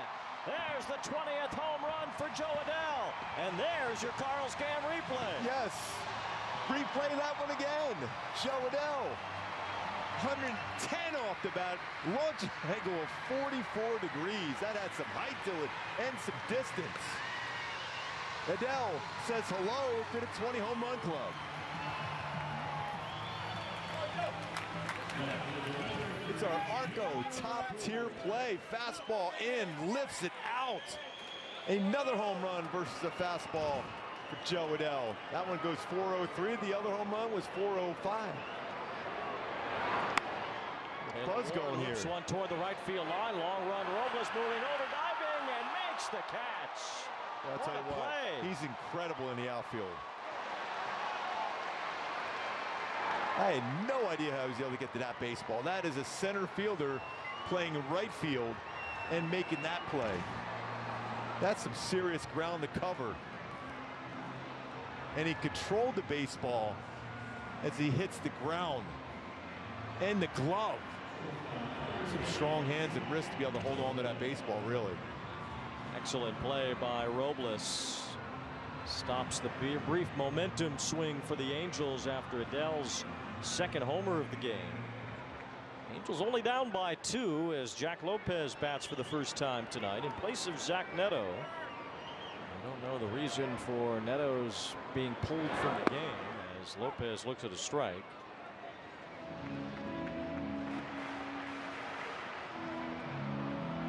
I'm sure we'll find out either after the game or sometime during. No balls, 1 strike on Lopez. Now softly toward third along the bag. Urias across the diamond for the out. Here's the thing, though, about Jo Adell with his 2 home runs today. That first home run was an 18-degree launch angle, so that was a rocket. And then the next home run was a 44-degree launch angle. That's some serious lift. He caught that out in front, and that ball was hit as high as it was far. 20 home runs. He has tied Neto for the team lead. Well, he has a chance at a 2020 year. 5 stolen bases to go for that. He has swiped 15 this season as Adell has been the only source of offense for the Angels tonight. And this is a pitcher that's been thrown exceptionally well. Bryan giving up 2 home runs. And I just saw a shot of Zach Neto in the dugout. So if he needed any medical attention, it's already happened in the Angels dugout. Yeah, it was interesting seeing Zach right there.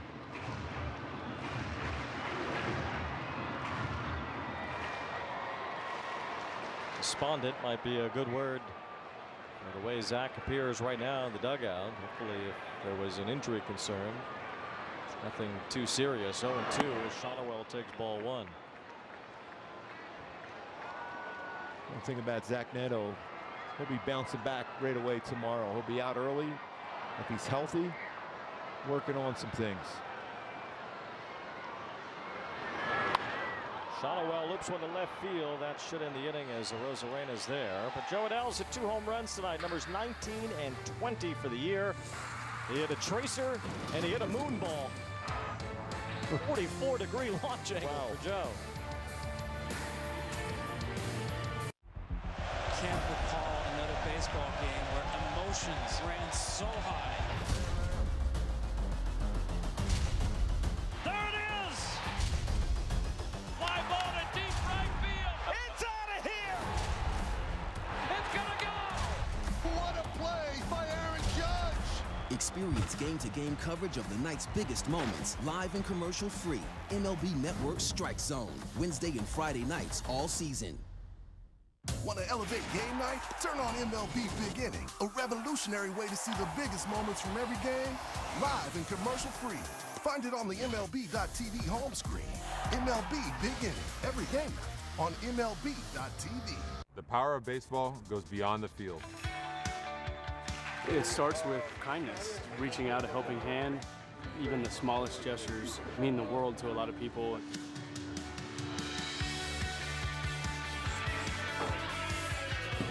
Stand up to cancer. Together. Together. Together. Together.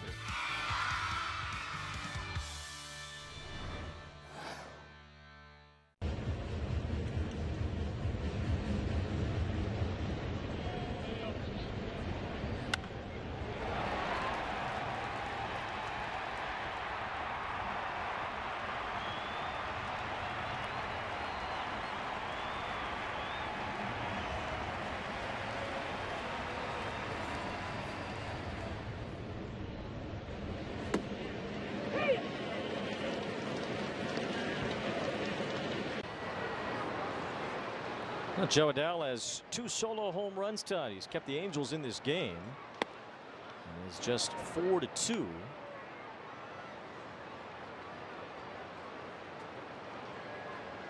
A majestic home run there by Joe after you rocket home run his first at bat.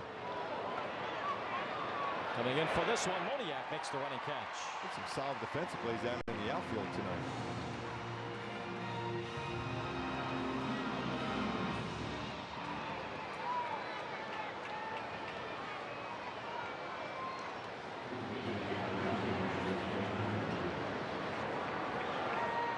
Here's Justin Turner. He's had the answer for Adele's 2 home runs with 2 of his own. The Mariners also have a 2-run base hit from Julio Rodriguez that has made the difference with the 2 multi-home run games canceling each other out. Turner with just his 2nd and 3rd home runs as a Mariner tonight. As Contreras steals in a strike. Finale of this series tomorrow. Caden Dana's debut, 1 o'clock here at the Big A against Bryce Miller, and then a day off on Labor Day before the Angels and Dodgers play the Freeway Series Tuesday and Wednesday. The Dodgers are red hot right now as Turner grounds out. So Dana will face this Mariner team tomorrow. And then Detmers we expect Tuesday. Sounds like Canning Wednesday, so the Angels will have sort of a 6-man rotation for the time being. Like especially with all the young pitchers. Dana already well above his career high as far as innings pitched at any level. But he's been throwing the ball so well, so effectively in the strike zone. Don't know yet who will pitch for the Dodgers. Not sure they know. They've had so many injuries in their rotation again. Gavin Stone pitched tonight. Kershaw went back on the IL today. Glasnow is still out. Yamamoto is still out. Bobby Miller's gotten back to the big leagues of late. I think Bobby Miller may be the guy pitching on Tuesday for the Dodgers. You could see Louisville teammates then against each other if it is Miller to go up against Detmers. This is Josh Rojas batting for Urias.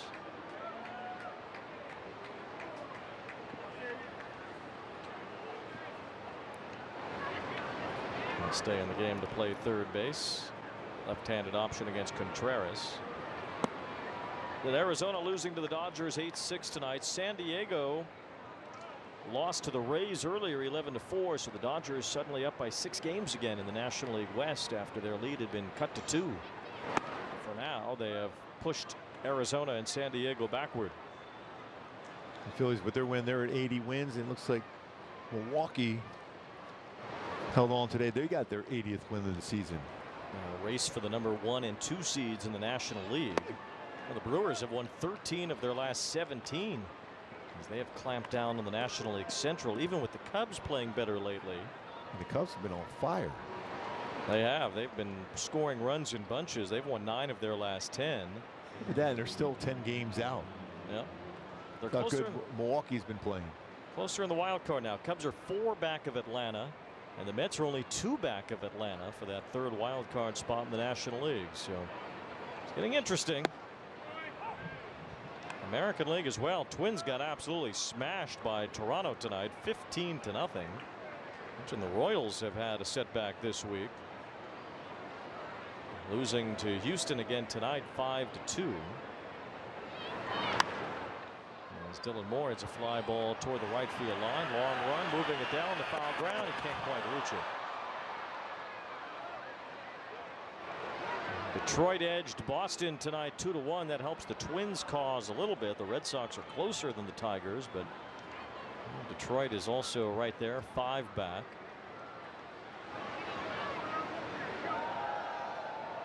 And the Red Sox right now 3.5 back. If Seattle wins tonight, they'll also be 3.5 back in the wild card. So the Mariners not only chasing the Astros for the division, but they also have a wild card chance too.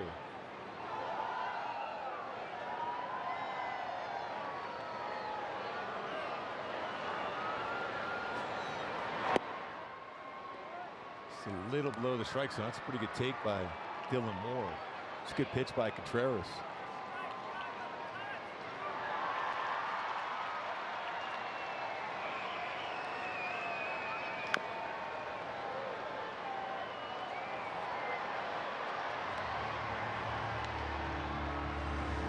Ball 2 strikes on Moore. There's a double, a single, and a run scored tonight.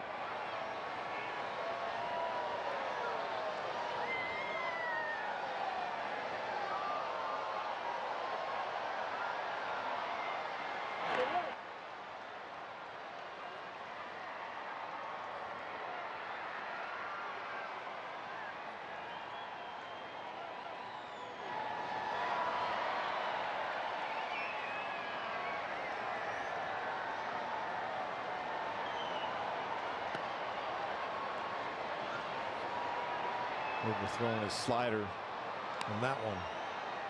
He's got a good curveball he can go to also to get a strikeout.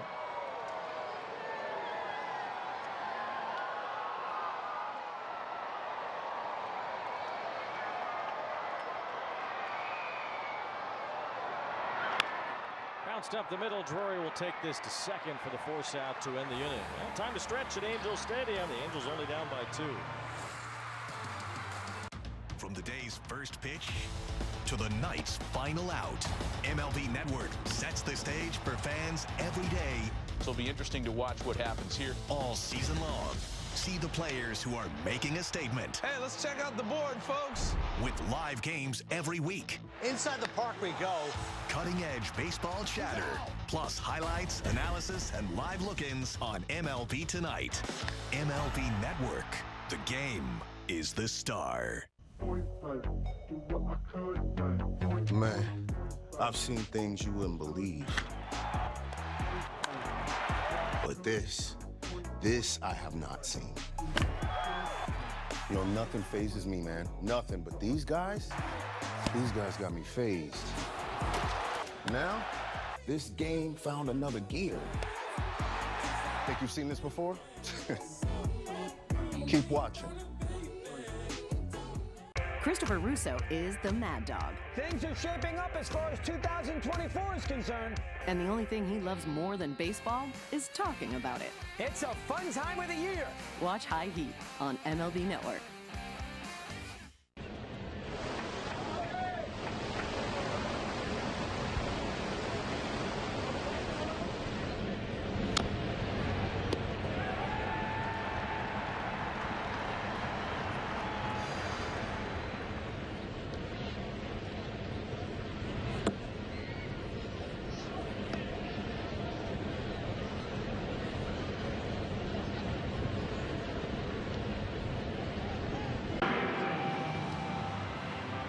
Angels still in it, only down by 2. Bryan Woo's been tough tonight on everyone except Joe Adell, who's homered twice off him.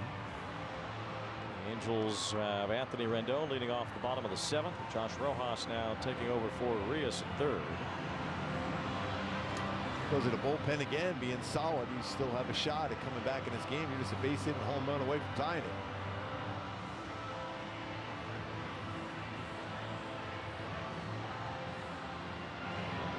Rendon with a double, his 10th of the season, his first at bat. It's the only other hit for the Angels tonight outside of Adell's 2 home runs. Strike 1 to Rendon as Woo is into the 7th inning now for a 6th straight start. Something he had never done before the beginning of this month. He's only thrown 59 pitches to get through 6. I just happened to look at that. I'm like, I thought I was going to say, hey guys, I think that might be might be wrong, but no, 60 pitches into the 7th inning. Can't even think of a 3-ball count he has had here tonight. Maybe 1 against Taylor Ward. That was about it. Fouled away by Rendon. Bryan Woo has done a masterful job again tonight.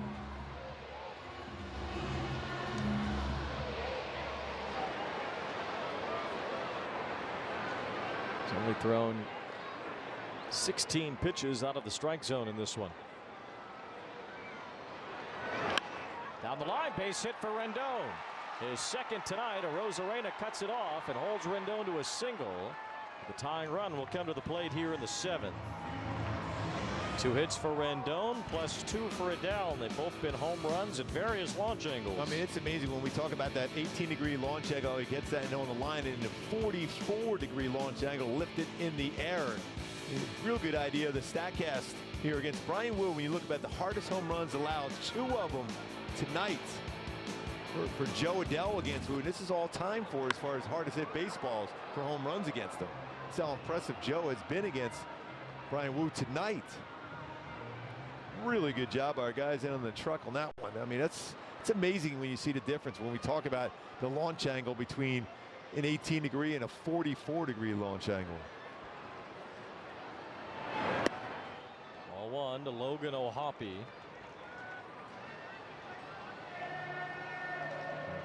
Wu's only had 2 3-ball counts tonight. They've both been to Ward.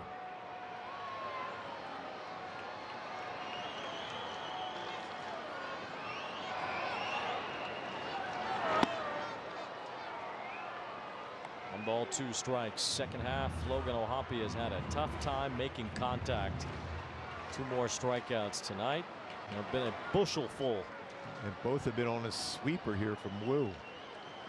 Doesn't really matter whether it's been a breaking ball or a fastball. He's missing everything. Just pulling off the baseball. When that front shoulder opens up, the hip, it's more difficult to have that plate coverage. So if he makes that quick adjustment, gets back to that swing that's been so good all season. 17 homers this year. Another strikeout, his 3rd tonight. And, you know, you're struggling, you're just trying to guess along, and that fastball was never going to be in the strike zone.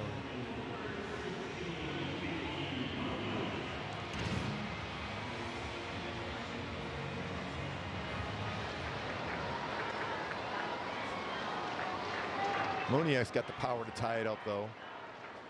He's hit the ball hard a couple times. Oh, a few changeups from Wu today. That was right in the zone for him.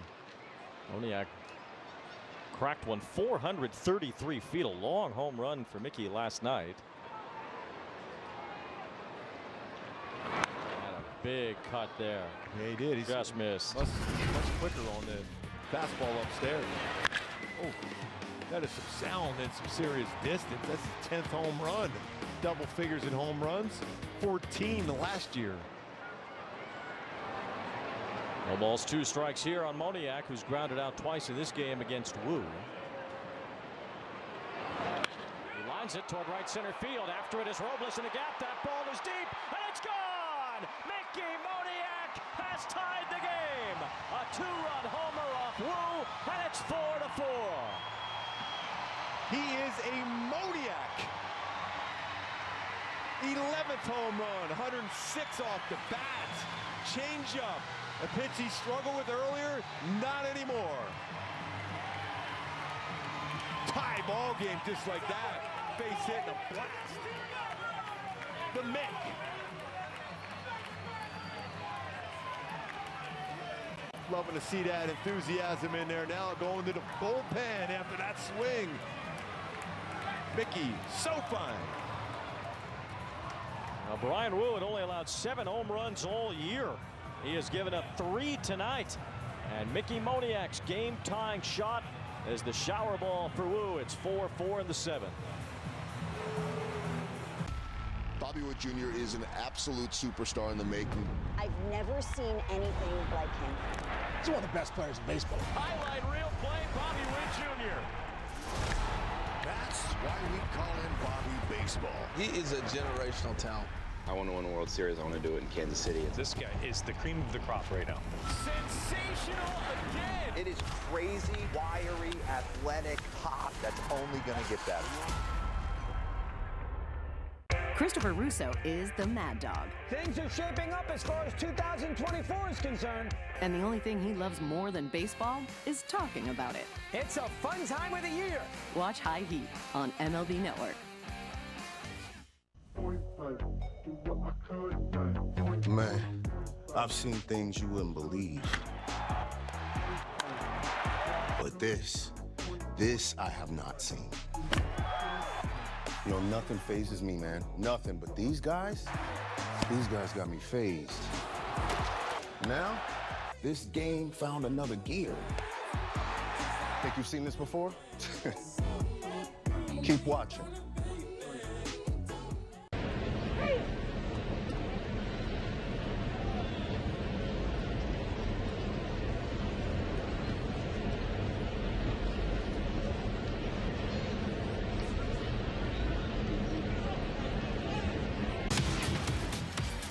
Mickey Moniak has cracked a home run, a game-tying shot here in the bottom of the 7th. The 3rd homer off Bryan Wu today.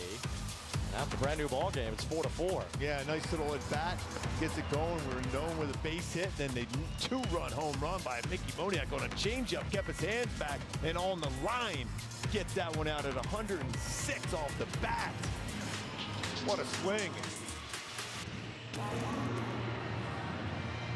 Bryan Wu had not even allowed 2 home runs in a game this year.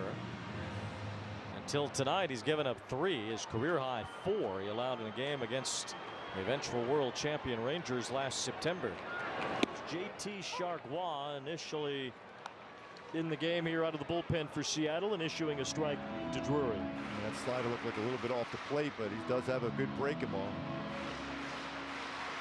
It's a good fight here by the Halos to get back and tie this game up. Chargois, a Louisiana native drafted by Minnesota in 2012. He's been around. Came to the big leagues with the Twins, was a Dodger for a little bit. This is his 2nd time with Seattle. Chargois is going to be a sinker slider guy.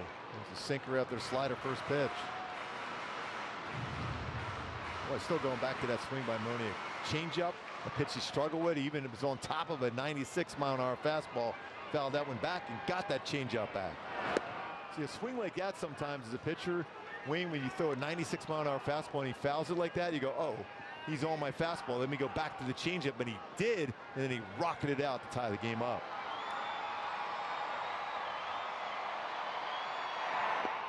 Two balls, 2 strikes on Drury.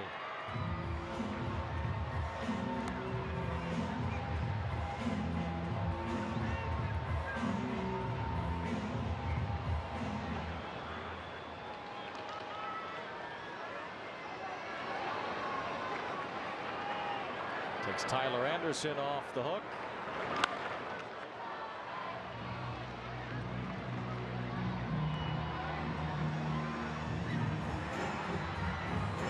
Angels had some good swings overall against Bryan Wu tonight. 10 hard hit balls put into play. 6 of them over 100 miles an hour. 3 home runs, 2 from Adele. Now Drury hits one pretty far, but foul to the right field corner. As much as we talk about the young players, they're still young players themselves, and Moniak and Adele. Big games here today against a team that's battling for a playoff spot. Seattle needs any win they can get right now. A loss would certainly harm them in the division. They would lose ground to the Astros. They would stay put in the wild card race with Minnesota and Kansas City losing. And the Red Sox too, for that matter, as Drury pops it up. Crawford makes the catch, 2 outs. Astros entered today with a 4-game lead over the Mariners. Seattle at one point led the division by 10 games. Now they're 4.5 back pending today's result. The rest of the division out of sight in terms of championship aspirations, including the world champion Rangers, have had a tough year trying to repeat. So far, the guys walking up the Nickelback the whole game has worked out all right as far as the home run ball. Well, must have been the way to go for this Angels club tonight. Matt Thaiss almost homered earlier. He went pretty far. Rodriguez got to it up near the wall. I was asking him about DHing here today. He said the bottom line is you can't allow one at bat to mess you up in your next few at bats. So he's been really good so far.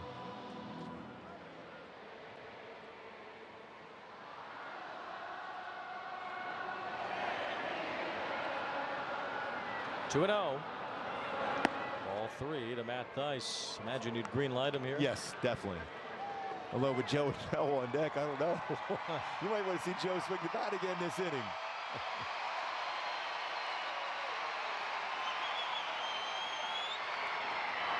That's right in there. I think he would like that pitch back again. Yep. And you can tell this way he walked out of the batter's box right there. So there's a pretty good chance he's going to be swinging at this pitch. Even if it's not quite in the strike zone, because he knows he had his pitch right there. See if he gets it again. Joe Adele is on deck. He's homered twice tonight. It's 3 balls, 1 strike on Thaiss. And it's ball 4, so Adele will have a chance with the go-ahead run on base. Having a natural hat trick right here. 3 home runs in a row. 3 at bats. The Angels would love that. Big crowd here tonight at the Big A would enjoy it as well. Adele has hit 20 home runs now on the year. More home runs this season at the major league level than he had in his career entering this year.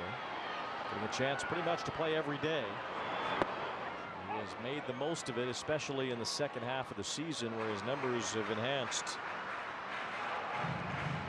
Well, that pitch right there was, ooh. He's patient enough, though. He's seeing the ball well, but that's a pitch that he would love to get back in that spot. It's this one on a rope, but Crawford's able to stab at it with the backhand to end the inning. All that was missing there was the launch angle. But Mickey Moniak found some, a game-tying 2-run homer. As Moniak evens the score at 4. With Home Chef, home cooking is so simple, you go from step 1 to done in practically no time at all. Our convenient and delicious fast and fresh meals are packed with fresh ingredients and ready in minutes. Which means easy prep and no cleanup. Just pop the entire meal in the microwave or oven, heat, and enjoy.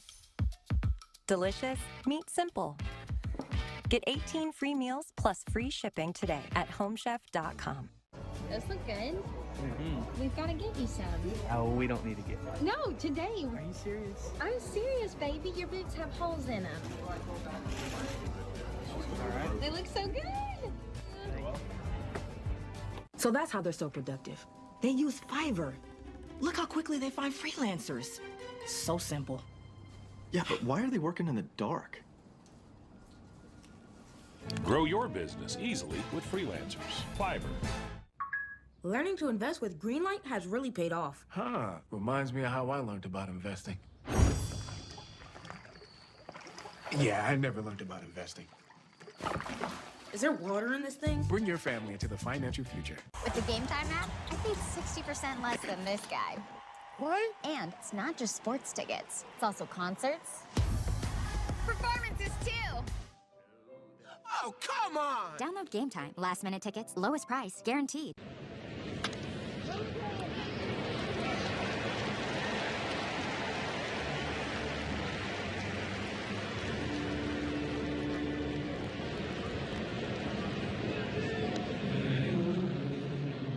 Ducks night at the Big A, Friday, September 13th.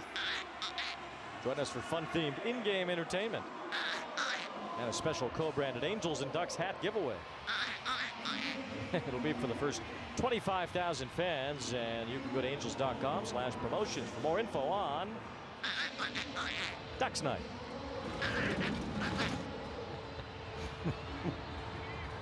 Jose Quijada is on the mound here in the 8th inning now with the game tied. By the way, that baseball that Joe Adell hit was 114 off the bat to shortstop Crawford. He is seeing the baseball exceptionally well tonight. Well, he hit one last night, 115, that somehow Josh Rojas caught at third base. Couldn't believe it. A ball that was over his head at 115 miles an hour at third base. I don't even know how he saw it. Garver hooks one foul, 1 ball, 1 strike. Quijada in the game now. He's got that fastball. The interesting, it's always 91, 92. Then as the inning progresses, it picks up. But that one there was 94.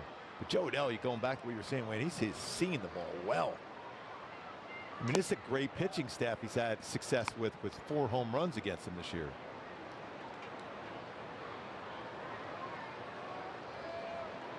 Two balls and a strike on Garver. Robles, then Crawford due up here in the 8th inning.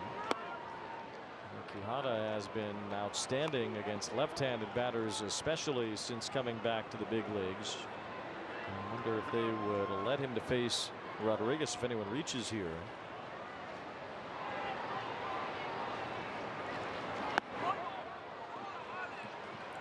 Threw that one in 96 after he fell behind. He thought he might have got the corner, but it was off the plate, even the 2-1 pitch. Leadoff walk to Garver brings up Robles. So if the Mariners run here for Garver, looks like they won't. I was thinking the same thing there, Wayne, especially with the speed at the plate here too. Even though he's got some power, he's not afraid that a push bunt also. And he does bunt toward the mound. Quijada has a play at second. He'll throw to first, and Robles retired there. So Quijada goes to the first base bag, allows the go-ahead run to reach second base, and now the Mariners will use a pinch runner with Garver in scoring position. If he's quick, he has a shot at second base there. Yeah, he definitely does. But you have to have that mindset, Wayne, when you're on a play like that, you're going to second base right away. If it's bunted hard out, you got to turn. As soon as you field the baseball, you got to start turning your body to make the throw. So now Leo Rivas is the pinch runner as he goes to second base in place of Garver. Here's Crawford. Mentioned lefties have had a tough time with Quijada. They're just 1 for 15. All one to J.P. Crawford, but you have the very powerful right-handed batting Rodriguez on deck. Ron Washington is going to stick with Quijada, looks like, through this inning. Nobody's up in the Angels bullpen. Yeah, Rivas with 2 stolen bases this season. There's a strike. It's always more difficult to try to steal with a left-handed batter at the plate. Also, a clear path to make the throw if you're Hoppy if he does go. Just trying to keep him close.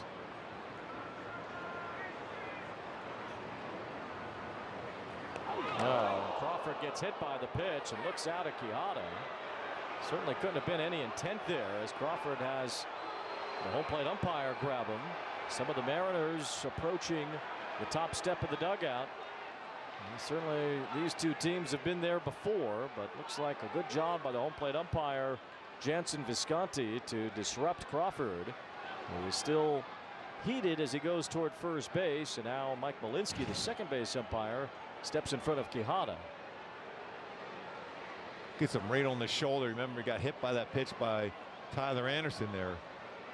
Crawford is still looking out at the pitcher, but yeah, I think he's overly sensitive based on A, the history between these two teams, and B, the fact that he was injured by a pitch earlier this year and missed a significant amount of time.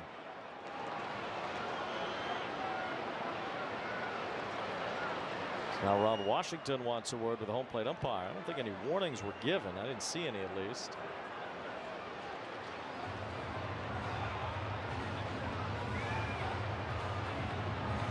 Jansen Visconti played peacemaker immediately as he saw Crawford upset.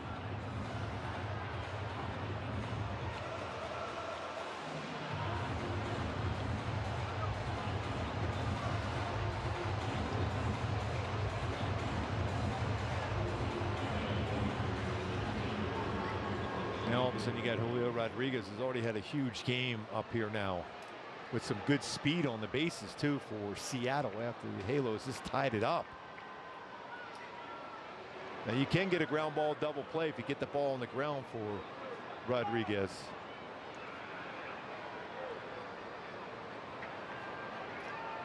Rodriguez has not been retired tonight. He takes a high strike from Quijada. And part of the reason it's difficult to get ground ball double plays behind Quijada because a lot of his pitches are upstairs.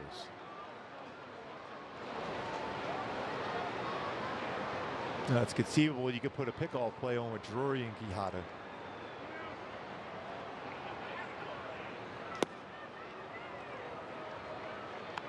One ball, one strike.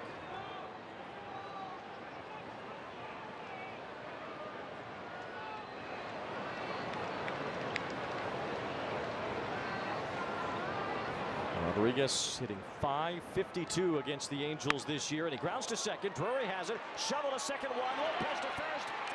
A double play. What a double play turn, especially with that speed of Julio Rodriguez. Just a quick flip over to Jack Lopez. Very good with the glove, strong arm, double play, spicy, getting a double play. Hims has helped millions of guys get treatment for their hair loss, sexual health, and mental health.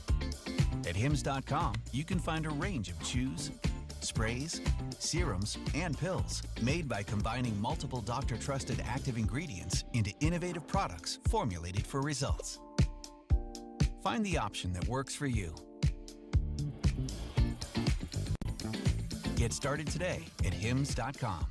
This will be the last moment you ever think of soda as being a dirty word. Soda!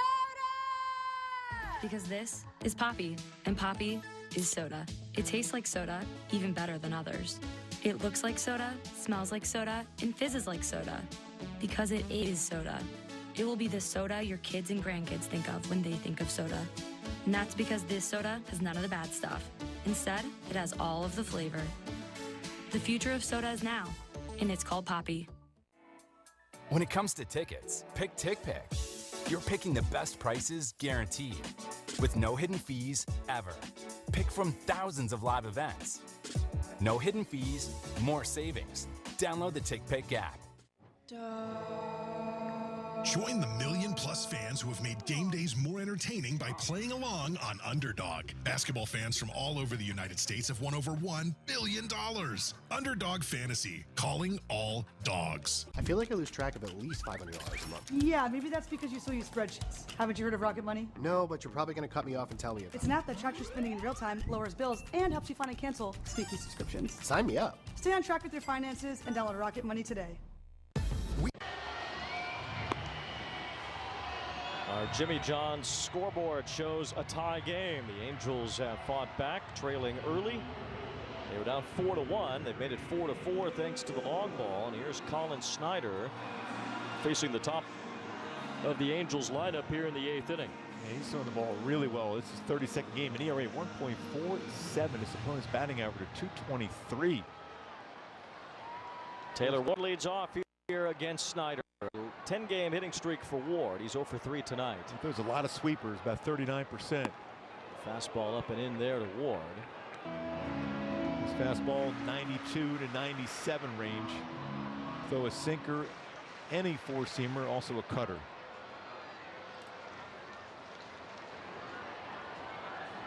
Big sweeper there, cutter. Either way, a strike on the swing. That looked more like a sweeper to me than it would be a cutter. Yeah, that's what I thought. Not the desired result for Snyder. And there's that sweeper missing away. So 2 balls, 1 strike. The Mariners have left 10 men on base. Julio Rodriguez had not made an out all night until a double play ball into the top of the 8th. The Angels now a chance to take the lead. And Ward lines a base hit down the left field line. Arozarena over to cut it off. Ward's on his way to second. Here comes the throw from Arozarena. It is not in time. A double for Ward. Yeah, they're unable to control the baseball at second. Otherwise, they had a shot at it. Dylan Moore couldn't keep that in the glove. It was a great throw by Arozarena.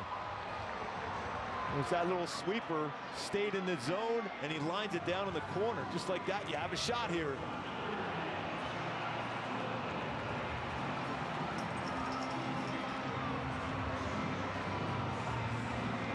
Right guy at the plate right now, and Jack Lopez is trying to push one down that first base or even especially the third base line. This is a sack bunt scenario right now. The go-ahead run in scoring position. Jack Lopez came on earlier in place of Zach Neto. He does bunt. The ball thrown over his head. It goes to the backstop as Ward ends up at third. They're going to check over to see if he tried the bunt. No, he didn't go. That was close though, because you're just trying to get out of the way. This is what forced the infield in. Ends up a wild pitch. I'm really surprised that was close to, unfortunately, there of keeping that bat out there as you try to get out of the way of it. Dan Wilson coming out. He wants to know about that. Well, they appealed at first. And he said no. So what else can you do?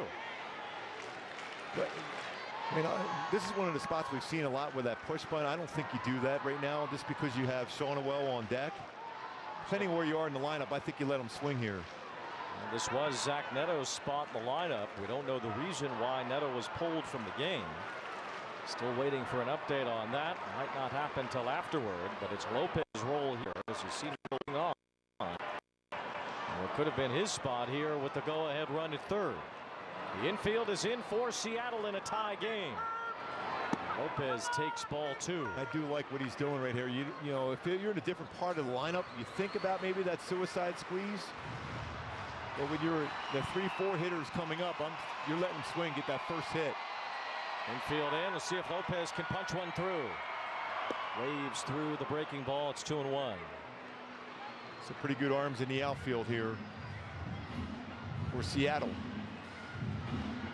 Pretty good. Rodriguez is playing extremely deep at center. A great point, especially with Lopez, who does not have a lot of power. 2 balls and a strike. Here comes the squeeze. Ward lays it down in front of home plate. It's an out at home, and it's going to be a double play. The bunt was laid down right on top of the plate. Raleigh tagged the incoming runner and had the double play at first.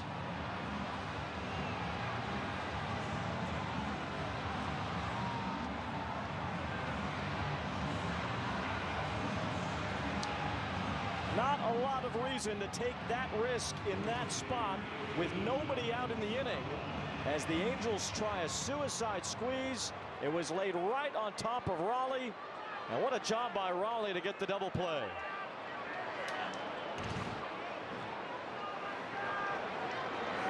Now the base is empty and a strike to Shonowell. And he checked back and he was able to field that before it rolled foul. It was an excellent job by Cal Raleigh all the way around on that play. I actually think he tagged Lopez too. I think that should be ruled an unassisted double play. I think he tagged Lopez on the foot.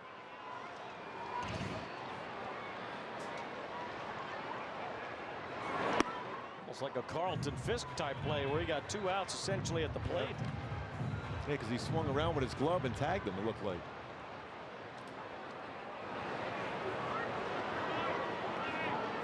Now the count in Lopez's favor there, and nobody out in the inning. You had Shonowell coming up next, who makes a lot of contact. Sometimes you understand. That's one of those moments where it's hard to understand why then to call that play. Yeah, like I said, it depends on where you are in the lineup. When you got your number 3 guy, it changes it up slightly.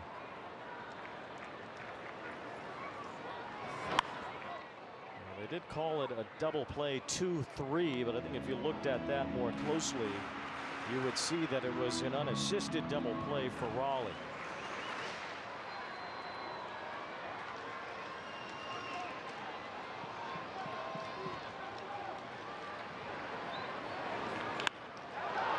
That's all Shonowell would have needed with a man on third. Instead, it's a fly out to end the inning as the game remains tied into the 9th. Can't recall another baseball game where emotions ran so high.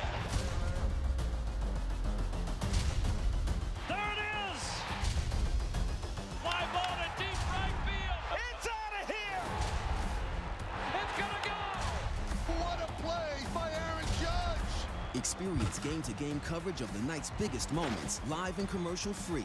MLB Network Strike Zone, Wednesday and Friday nights all season. Weekday mornings on MLB Network. Wake up to baseball's hottest stories, big-name guests, and a whole lot of fun. MLB Central, the show baseball fans and baseball players wake up to. Weekday mornings, only on MLB Network. Man, I've seen things you wouldn't believe. But this I have not seen. You know, nothing phases me, man. Nothing. But these guys got me phased. Now, this game found another gear. Think you've seen this before? Keep watching.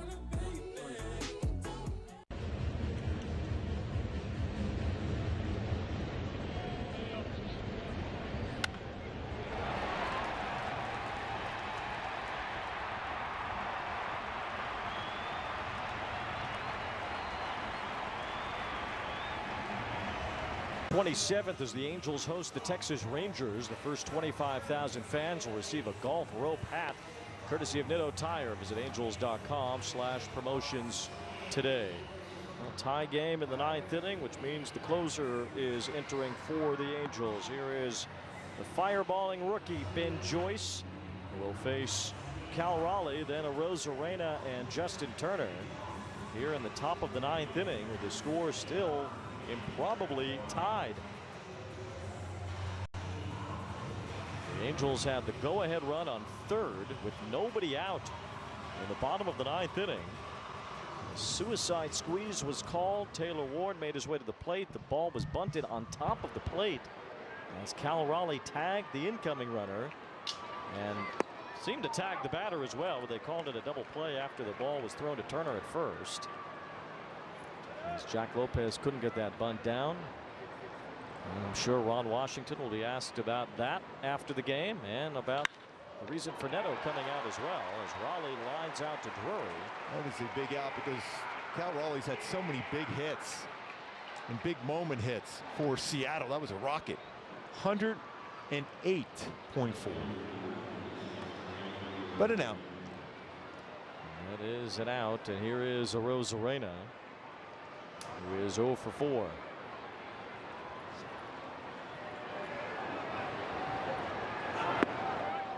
Splinker has been such an important pitch for Ben Joyce. And without exaggerating, it's changed his whole career. And it changed it instantly. Yep. Just playing catch and a feel for it.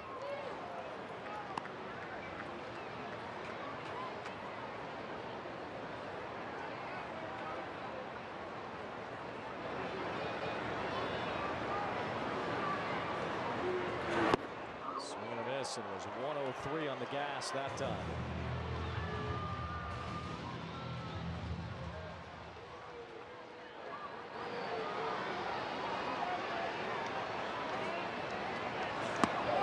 That's 105.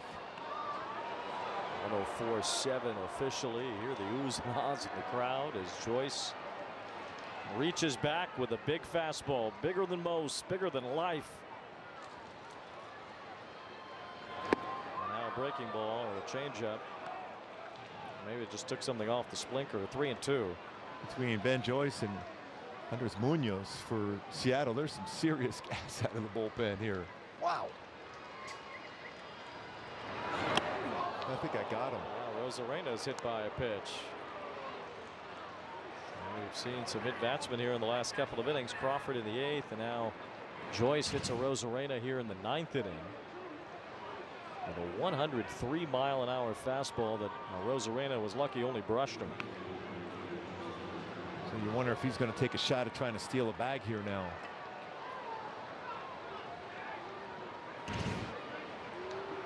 Hoppy's thrown out 26% of base stealers. Turner's hit 2 home runs tonight. Joyce has been getting a lot of ground balls with that Splinker. And there's the express for strike 1. Turner double play prone. He has hit into 4 double plays this year. I think that 16 double plays this year for Turner. And that's a ground ball into right field. So that one found a hole, and Arozarena goes to second. He's placed it perfectly. 3rd hit tonight. Brings up Josh Rojas. Andres Munoz is throwing in the Seattle bullpen. Angels will have Rendon, O'Hoppe, and Moniak due up in the bottom of the 9th inning.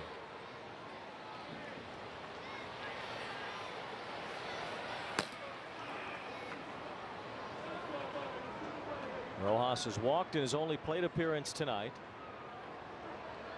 He has a Rosarena with good speed. The go-ahead run at second base. Turner at first. Chopped toward first. Shonowell's only play will be to the bag. 2 outs and the runners advance.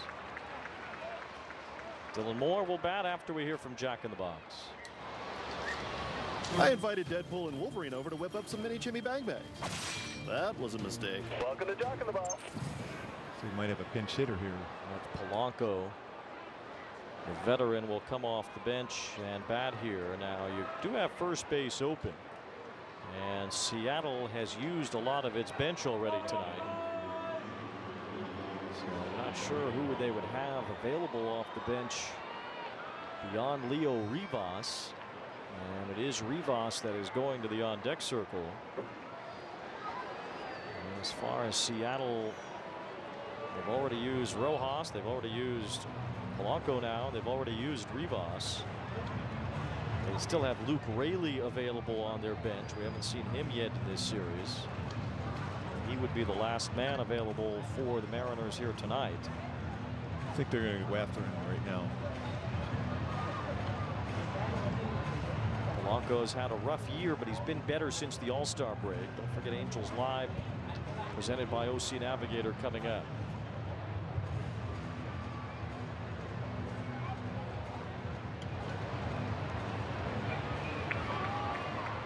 Interesting thing here, though, for Polanco. A little better success versus fastballs. 256 with 9 home runs. Slugging 464, but against breaking balls, 186 versus off speed, 143. Polanco batting for Dylan Moore with the go-ahead runs in scoring position. It's tied in the 9th inning. What a good pitch that was, right on the lower part of the strike zone. Call the ball. 95 at the bottom of the zone. Didn't get the call there. 1 ball, no strikes. Joyce trying to get a big out and keep this game tied. Swing and a miss. Wow, that had some sink on, almost like an absolute splitter there. More dive than we usually see from Joyce on that pitch. There's a splinter, but this had some drop to it. 1 ball and 1 strike on Polanco. And that's strike 2 at the fastball. 103. Real quick, what's the difference between the traditional splitter and the splinter? And the splinter is going to be more of a sink action, rolling action. The splitter will go straight down. So he may have had a little bit more of a gap between his fingers to throw a little bit more of a true traditional splitter. 1 ball, 2 strikes on Polanco at the game on the bases in the 9th inning. Swing and a miss, strike 3. That's some gas. 104.3 on your FM dial. Well, the oldies are still the goodies. Wow. Game tied into the bottom of the 9th.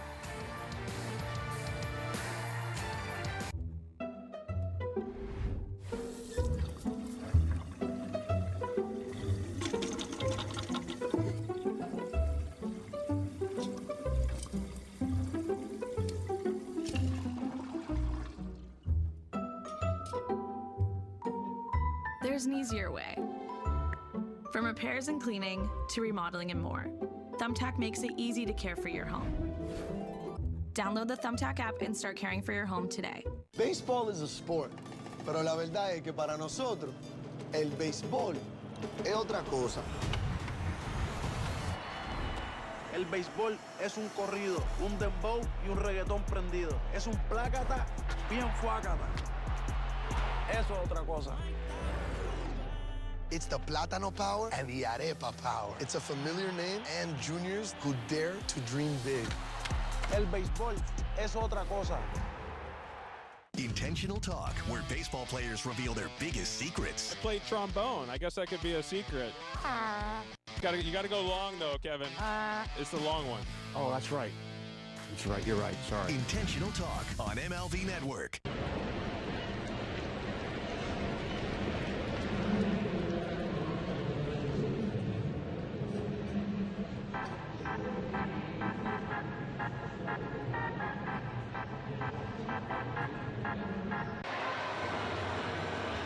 Yeah, we just saw a great fastball pitcher on the mound for the Angels and Ben Joyce. Here's another guy that throws triple digits on the mound for Seattle. It's their closer, Andres Munoz. Already his 52nd game, a whip of 0.98. Opponent's batting average against him, 151.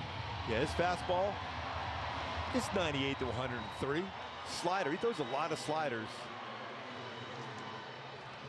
Well, this is fun when you have these 2 arms in a game here. Not if you're a hitter, though. Going back to Hyundai Key for the game today. 4 sticks. We're talking about some length and some balance in the lineup. A couple home runs by Joe Adell, a home run by Moniak. Looking for that. Anthony Rendon to keep it going, too. Himself today with 2 hits, so that balance. There's 4 sticks so far in the game. Looking for another base hit here.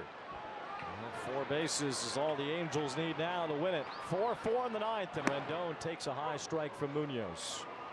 Rendon has not hit a home run since July 1st of last year. What a time for number 1 this year this would be if Rendon can pop one.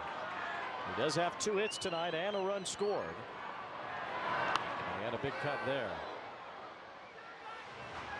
Rendon followed by O'Hoppe and Moniak here in the bottom of the 9th. Don't forget Mickey has homered in back-to-back games, including the game-tying homer tonight. Munoz has given up 4 home runs this year. He provides the power. Rendon lifts one toward left center field. Rodriguez, a good jump, ranges over, makes the catch in the gap.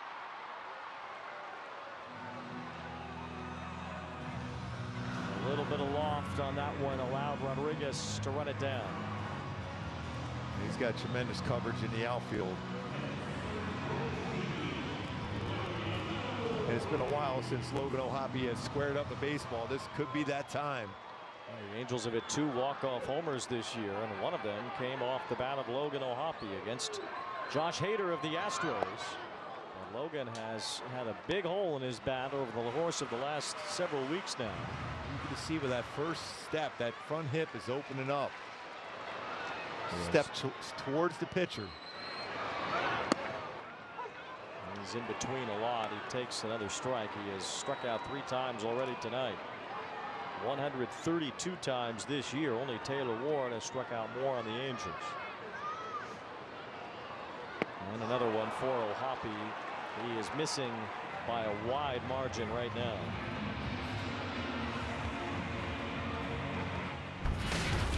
Two outs. Moniak will bat after he hit a game-tying homer in the 7th. That's on a changeup on the line for Mickey. Yo, 11th home run of the season.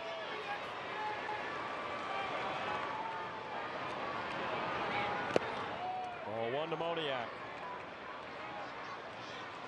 And even that first ground ball out, it was about 106 off the bat. J.B. Crawford made a nice play on.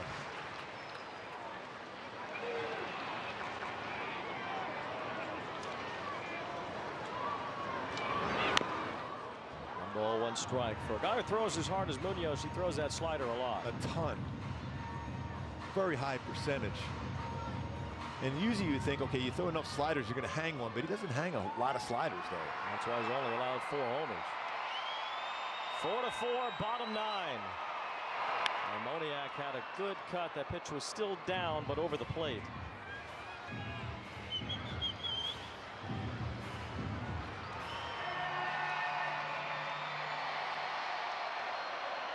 Angels trying to spoil one for Seattle tonight. Mariners led 4-1 at one point. As Moniak lifts one, that's out of play to the left side. Pretty good job of getting on top of that baseball. It went pretty far at 99. Yeah, if you'd have straightened that one out, it probably would have gone. Yes. Well, he probably goes back to that slider again. I mean, he threw it exactly where Cal Raleigh wanted him to throw it, and he still was on it. Count 1 ball, 2 strikes. And a grounder foul. Good job again to stay alive on a tough pitch. That would strike out a lot of hitters, that back knee slider.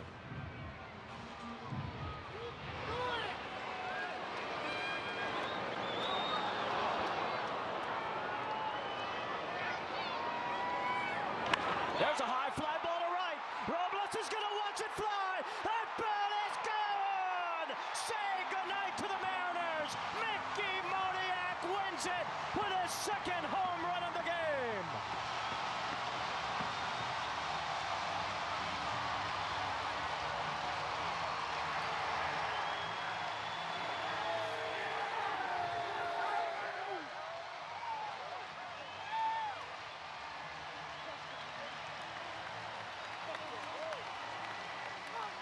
Our Toyota player of the game, first walk-off career hit. It's a home run. Oh, Mickey, you're so fine. ×2. Walk-off variety for Mickey Moniak. Oh, me, oh, my.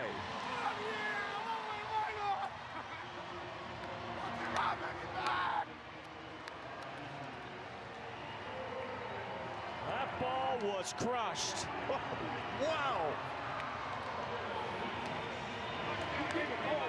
107 off the bat. What a swing. What a great at bat.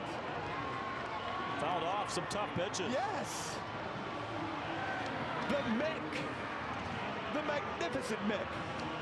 2 homers from Adele, 2 homers from Moniak, and the game winner flies into the sky as the Angels make sure the halo will shine brightly tonight. And he knew it off the bat, pointing to the dugout. A fun win for the Angels, a very tough loss for the Mariners, who fall to 5 back in the West. Mickey's saying, that one's for you, Gooby. He's so fine.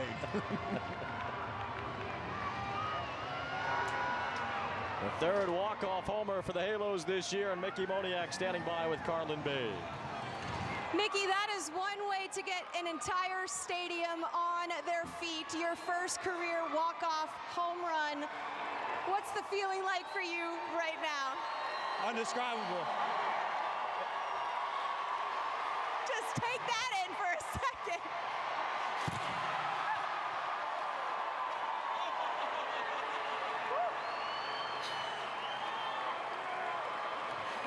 And they got to do that every time as well. Okay, now that we're all nice and cooled off here, that was your second home run of the game. This was a tough one for you guys, staying in this, keeping it tight. What did you guys have to do to rally?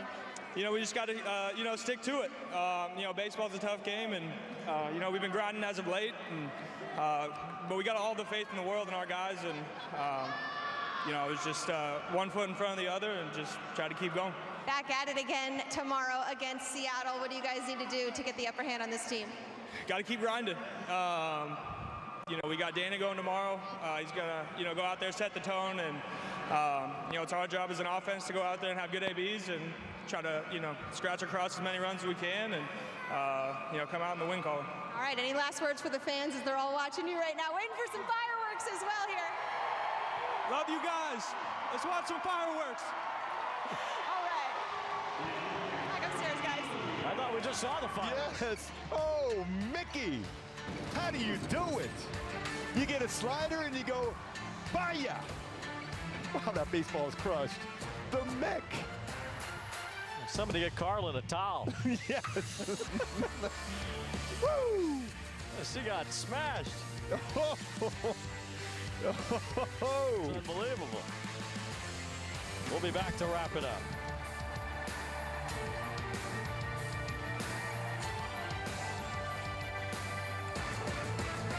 Weekdays on MLB Network. Get fired up for heated baseball talk as Christopher Mad Dog Russo barks about all the big stories from around the league, along with news and commentary from Alana Rizzo. High Heat with Christopher Russo. Weekdays only on MLB Network. From the day's first pitch to the night's final out, MLB Network sets the stage for fans every day. So it'll be interesting to watch what happens here all season long. See the players who are making a statement. Hey, let's check out the board, folks. With live games every week. Inside the park we go. Cutting-edge baseball chatter. Plus highlights, analysis, and live look-ins on MLB Tonight. MLB Network. The game is the star. Man, I've seen things you wouldn't believe. But this I have not seen.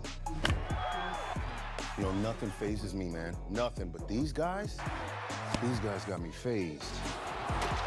Now, this game found another gear. Think you've seen this before? Keep watching.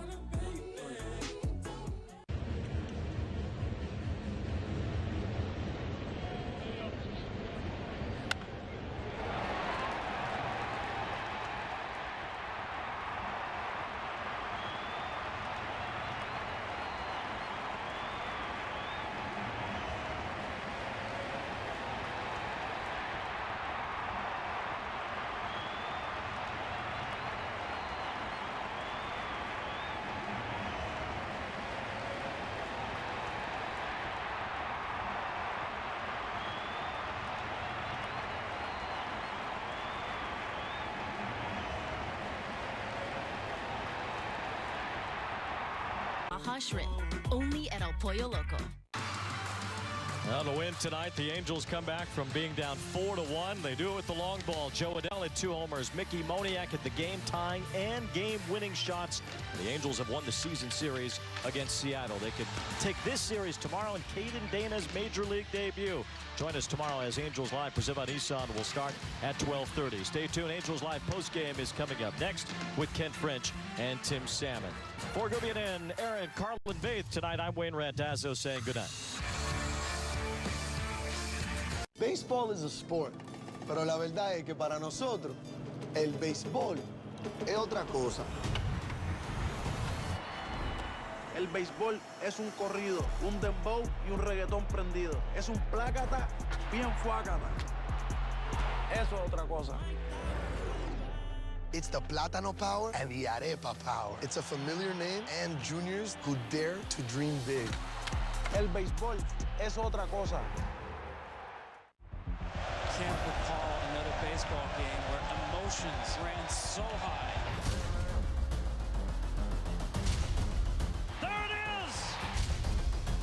Fly ball to deep right field. It's out of here! It's gonna go! What a play by Aaron Judge! Experience game-to-game coverage of the night's biggest moments, live and commercial-free. MLB Network Strike Zone, Wednesday and Friday nights all season. Christopher Russo is the Mad Dog. Things are shaping up as far as 2024 is concerned. And the only thing he loves more than baseball is talking about it. It's a fun time of the year. Watch High Heat on MLB Network.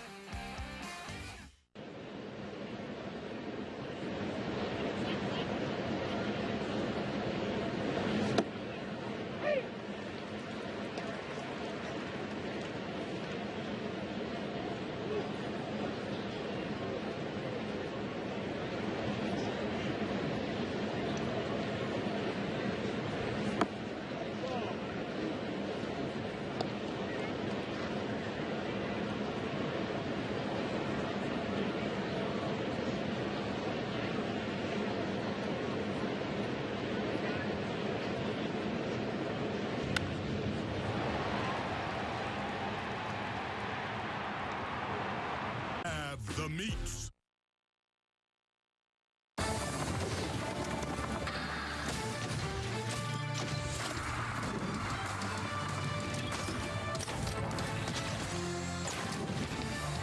You want fireworks on a Saturday night? How about Mickey Moniak, bottom of the ninth inning, walk it off. First career multi-homer game, first career walk-off. And it was an absolute bomb, 408 feet into the old bullpen.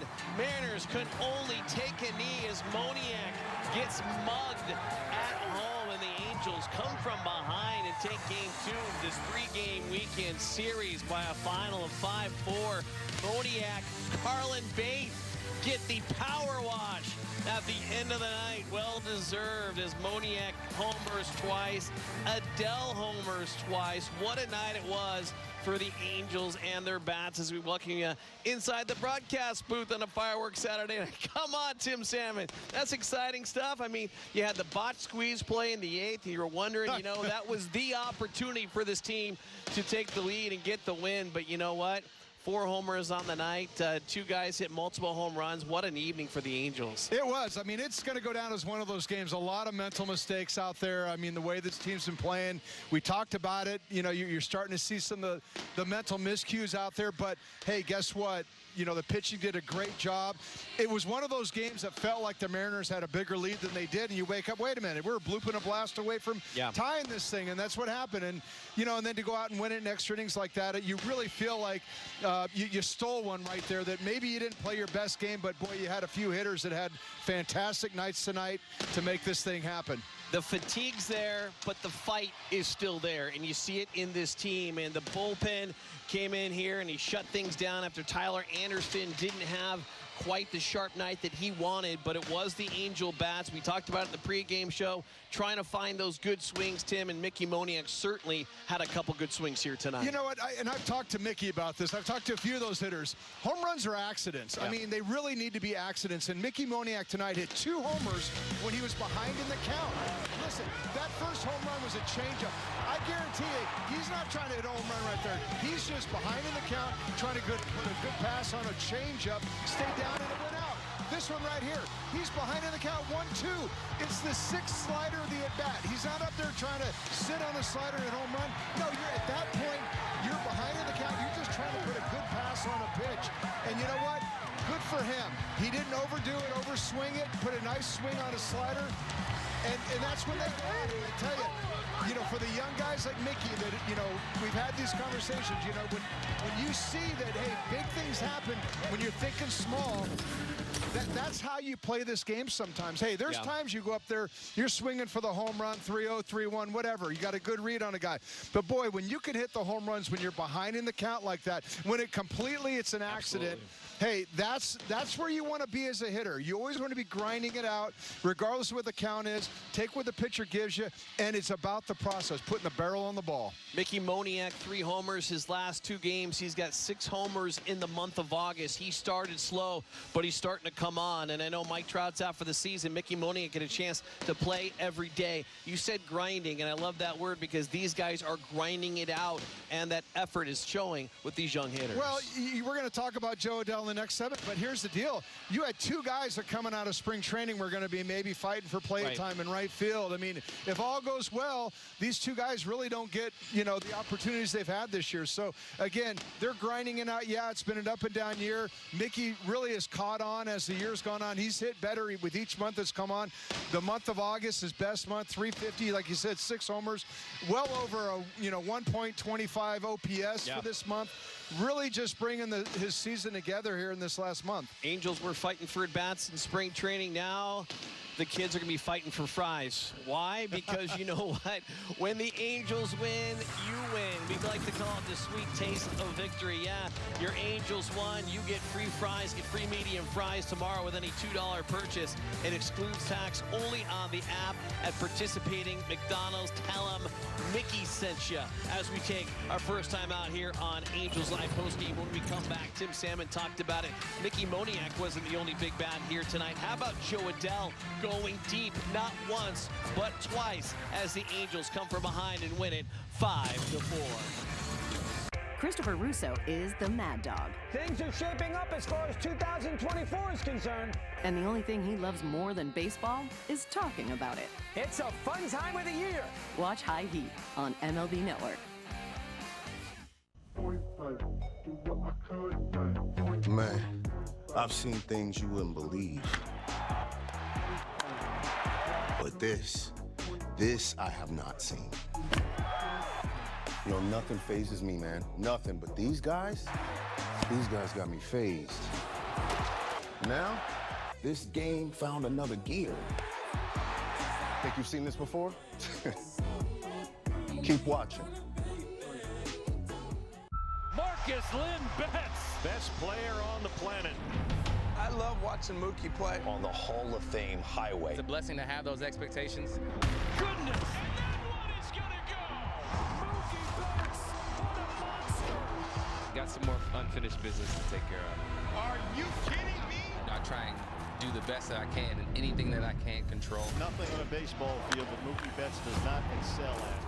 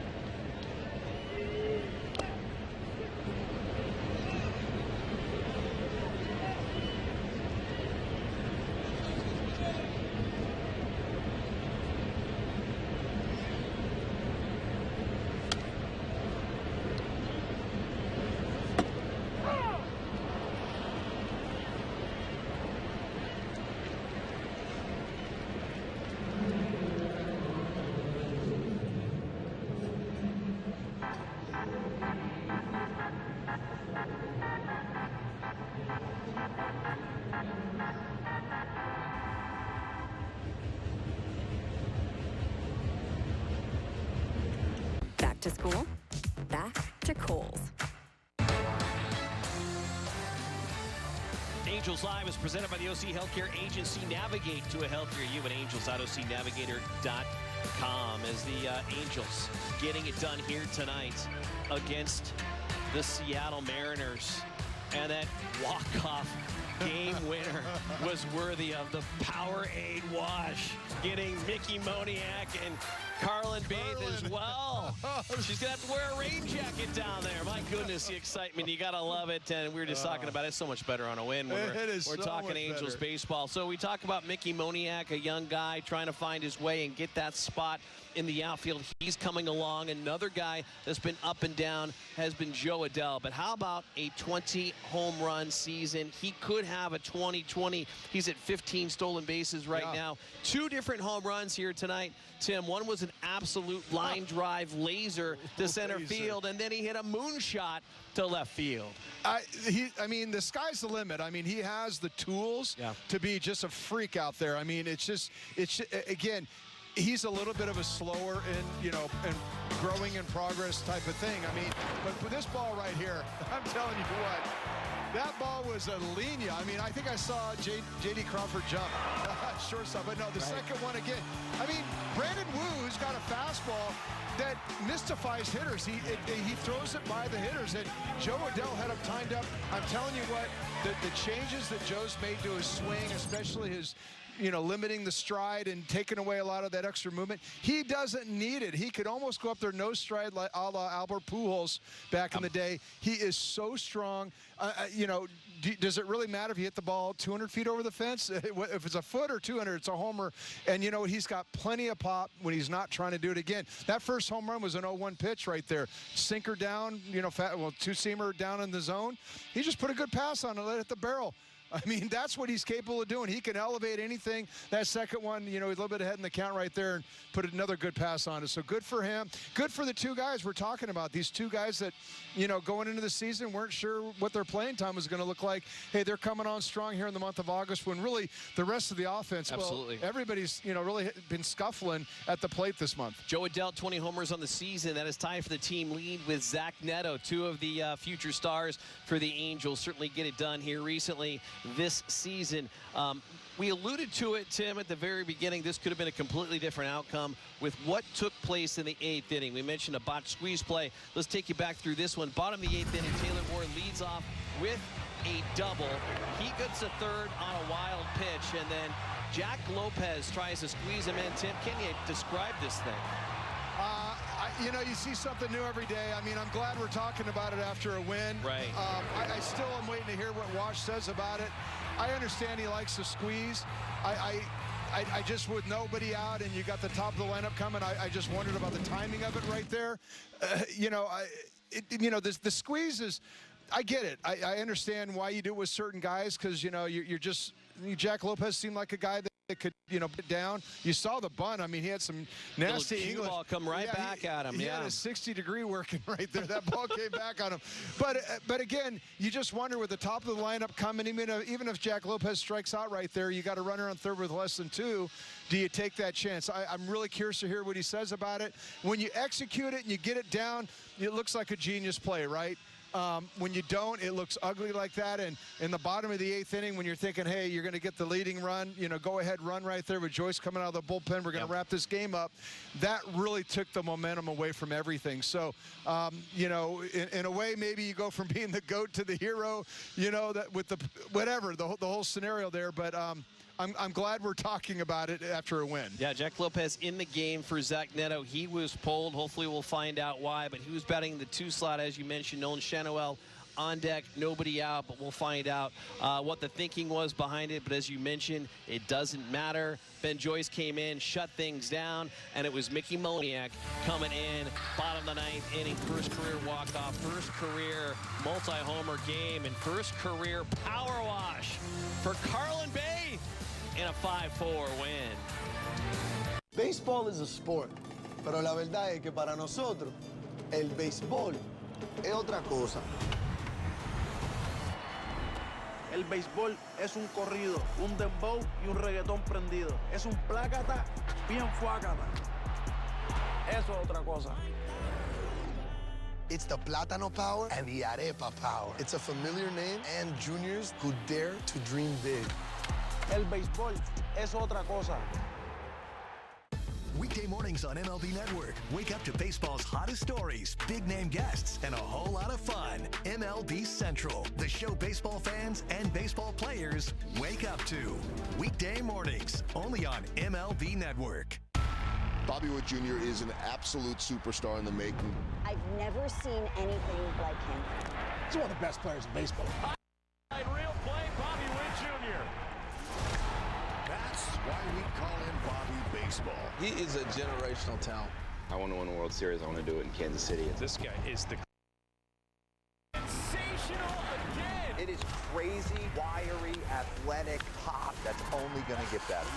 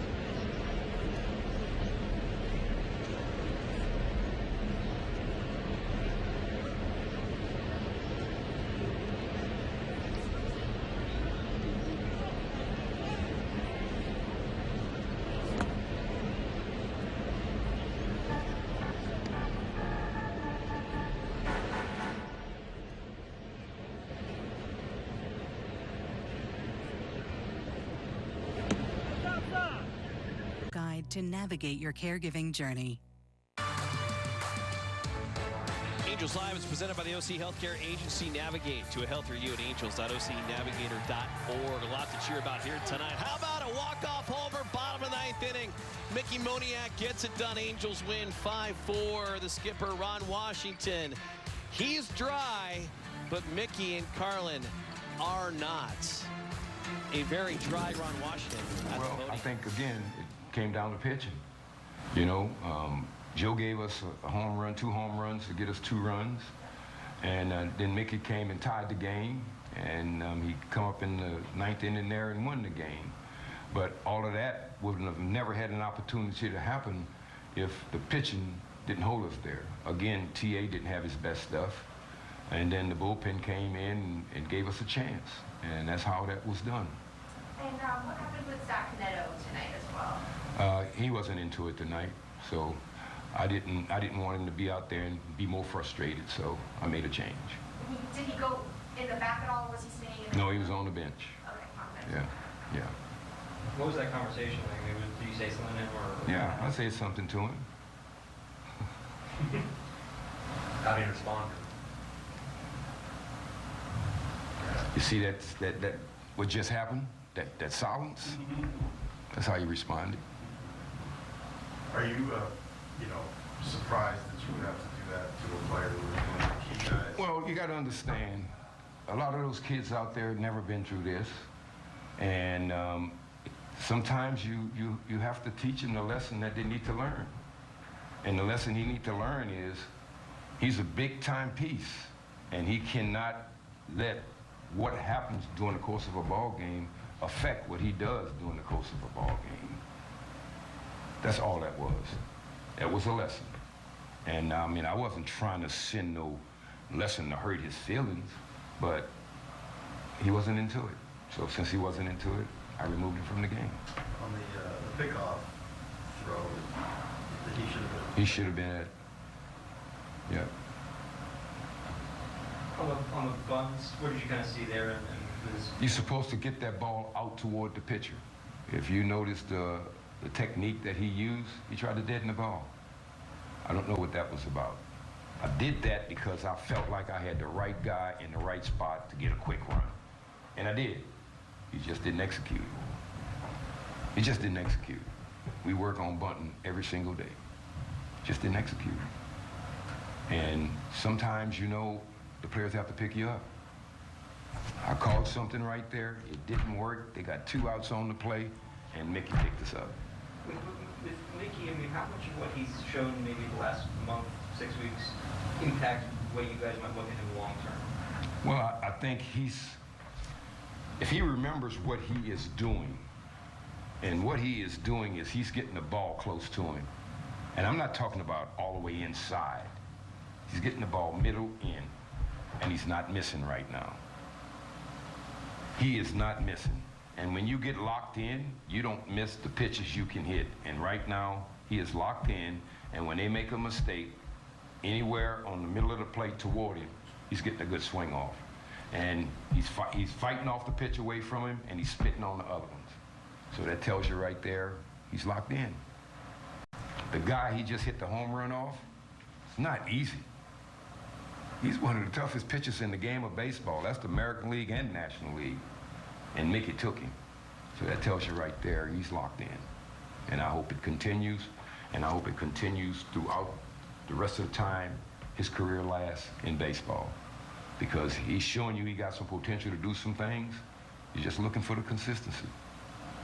Seeing the same stuff from Joe as well, from Joe this last month or so, so he kind of changed his mechanics. Yes, it took him a minute to figure it out, and sometimes he's still a little late getting his foot down, getting his load where he needs it. But when he get his load where he needs it, he can get through the baseball. And those 2 guys tonight took us on their back and brought us to a victory tonight, along with those guys that came out the bullpen. Without them, it wouldn't have happened. Talk with Ben Joyce, too, just to see him finish off the inning like he did. What was that kind of conversation like? Or what was... Well, it was just to make certain that we don't leave something over the plate on Polanco. You can throw on the edges, And he did it. He did a good job. The kid is growing also. You give him information, he applies it. And he's been doing that since he's been here. You give him information, he applies it. We told him don't give Polanco nothing that he could turn on, and he didn't, and then he just blew one at him and blew him away. Watching about a lot of young guys up here, including two you brought up just for this weekend to pitch, how much of a lesson is this comeback tonight, the never quit that they can see? Well, I think the never quit attitude is something we always had. I mean, we just come up short, but they never quit. They play 9 innings. And it's exciting for those kids to be a part of something like this because that team has a chance to get in the playoffs. And every game the rest of the way for us, we're going to be playing teams that have a chance to get in the playoffs. So we get a chance to see what that atmosphere is like because soon I hope to be in that, and we hope to be in that. And now they're getting a taste of it, even though, you know, we're not going anyplace. So it's always a good thing when youth can come up and be a part of it.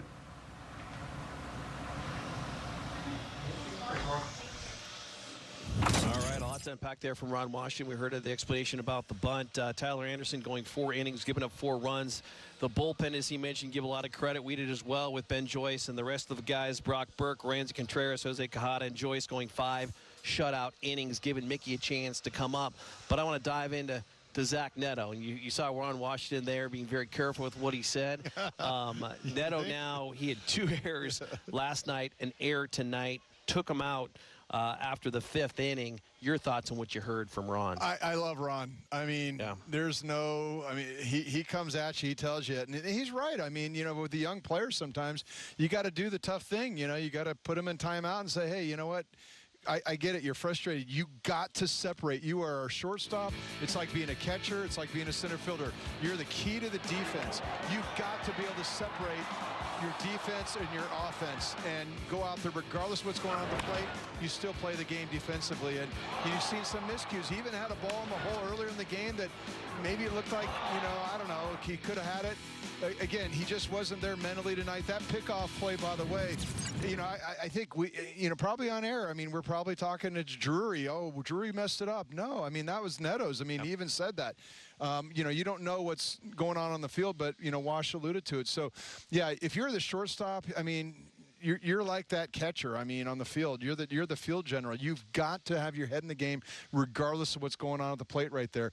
I do agree that, you know, the hero in all this is the bullpen. 5 innings, no runs. I mean, bringing those guys in, that was a great job right there. And again, because after Tyler Anderson came out, it felt like you're down by 5 or 6 runs. It really wasn't. But they were just a few out, and they kept chipping away, and finally they came through. Yeah, kept chipping away. I thought it was interesting here talking about the bunt, the squeeze play. You know, yeah, there is the right guy for the right situation, and he probably was the right guy. And you know, we don't know all the stuff that they're working on and talking about all the time. And, you know, so you like to think these kids can come up there and execute, but they're still kids. I mean, Jack Lopez trying to get a squeeze down in the big leagues. He's, you know, it's just not a foregone conclusion, you know, because these guys just don't have that history behind them where, you know, they can get the job done every time. You know, so it was just interesting to hear him talking about that. You know, hey, you know, I put these plays on. It seemed like the right situation. Okay, you know, that's you get to make those decisions. So again, it all worked out at the end. Had the big home run. He put Moniak in the right spot in the lineup tonight to have him come up and hit the walk-off. So you know, it all worked out tonight. No filters for Ron Washington. It's no, he you certainly gotta love lays it out there, and certainly when you come away from a press conference, you know exactly what he was thinking during the course of the game. And the Angels are going through some teachable moments. Zach Neto, the focus of it here, but you know he'll be back in the lineup because coming up tomorrow, they want their nnr1 shortstop playing behind this guy, and Caden Dana. We heard from him. He talked to Carlin Baith in our pregame show. 20 years of age, 147 strikeouts in Double-A, leading that league. He had a 2.52 ERA as well. That was second best. This kid is ready to go, and I'm excited to see what he can do. Yeah, I'm excited. I mean, I think playing the game, I'm always a little bit reserved from getting really too excited because there's just so much emotion going into your first day in the big leagues. I mean, your first start, you'd like to be able to go out there and, throw a 6-inning shutout or 7-inning shutout. But, you also know that he's going to have a lot of emotions out there. And, you just hope that he can control it enough that, for the most part, he can say, hey, I was able to execute the things that I wanted to execute out there. And, it's the big leagues. I mean, you're not pitching to AA hitters anymore. I mean, you're going to be pitching to a lineup out there with some veteran guys that they're going to pick up on your mistakes, and if you make too many mistakes, they're going to make you pay. So, again, I'm excited about the potential for him in the future, and all that kind of stuff. But, just excited to see him out there. I end it there. Temper it a little bit. I totally agree. Yeah, and by the way, the future is here for the pitching staff because tomorrow will mark 3 of the last 4 starters outside, of course, of Tyler Anderson are all rookies, 2 of them making their major league debut. Yeah, and we've seen Kwanowitz. I mean, look what he's had. He's had some really good outings recently, but he didn't start out with the good outings, right? So that's you just kind of know that's to be out there and to be expected. But hey, we're excited to see this young 20-year-old. I mean, he's mature beyond years and got great stuff. It'd be great to see him in person. Hey, keep the bats going too. Why not get some more long balls tomorrow? The next time you see us, it is at 12:30 tomorrow. Kicks off a show we'd like to call Angels Live. Zach Dent, of course, getting the crowd going. J-Rod, he has always been good, but the Angels, you know what? They've been better. Tyler Anderson couldn't get it done tonight. He'd go forward, but the bullpen comes in and gets it done. Turner, boy, has he been a beast since coming over at the trade deadline. But Joe Adell, how about a couple home runs here tonight? And Mickey Moniak with 2, including the game winner in the bottom of the 9th inning. 5-4 is your final in a walk-off. We'll see you tomorrow at 12:30 on Angels Live.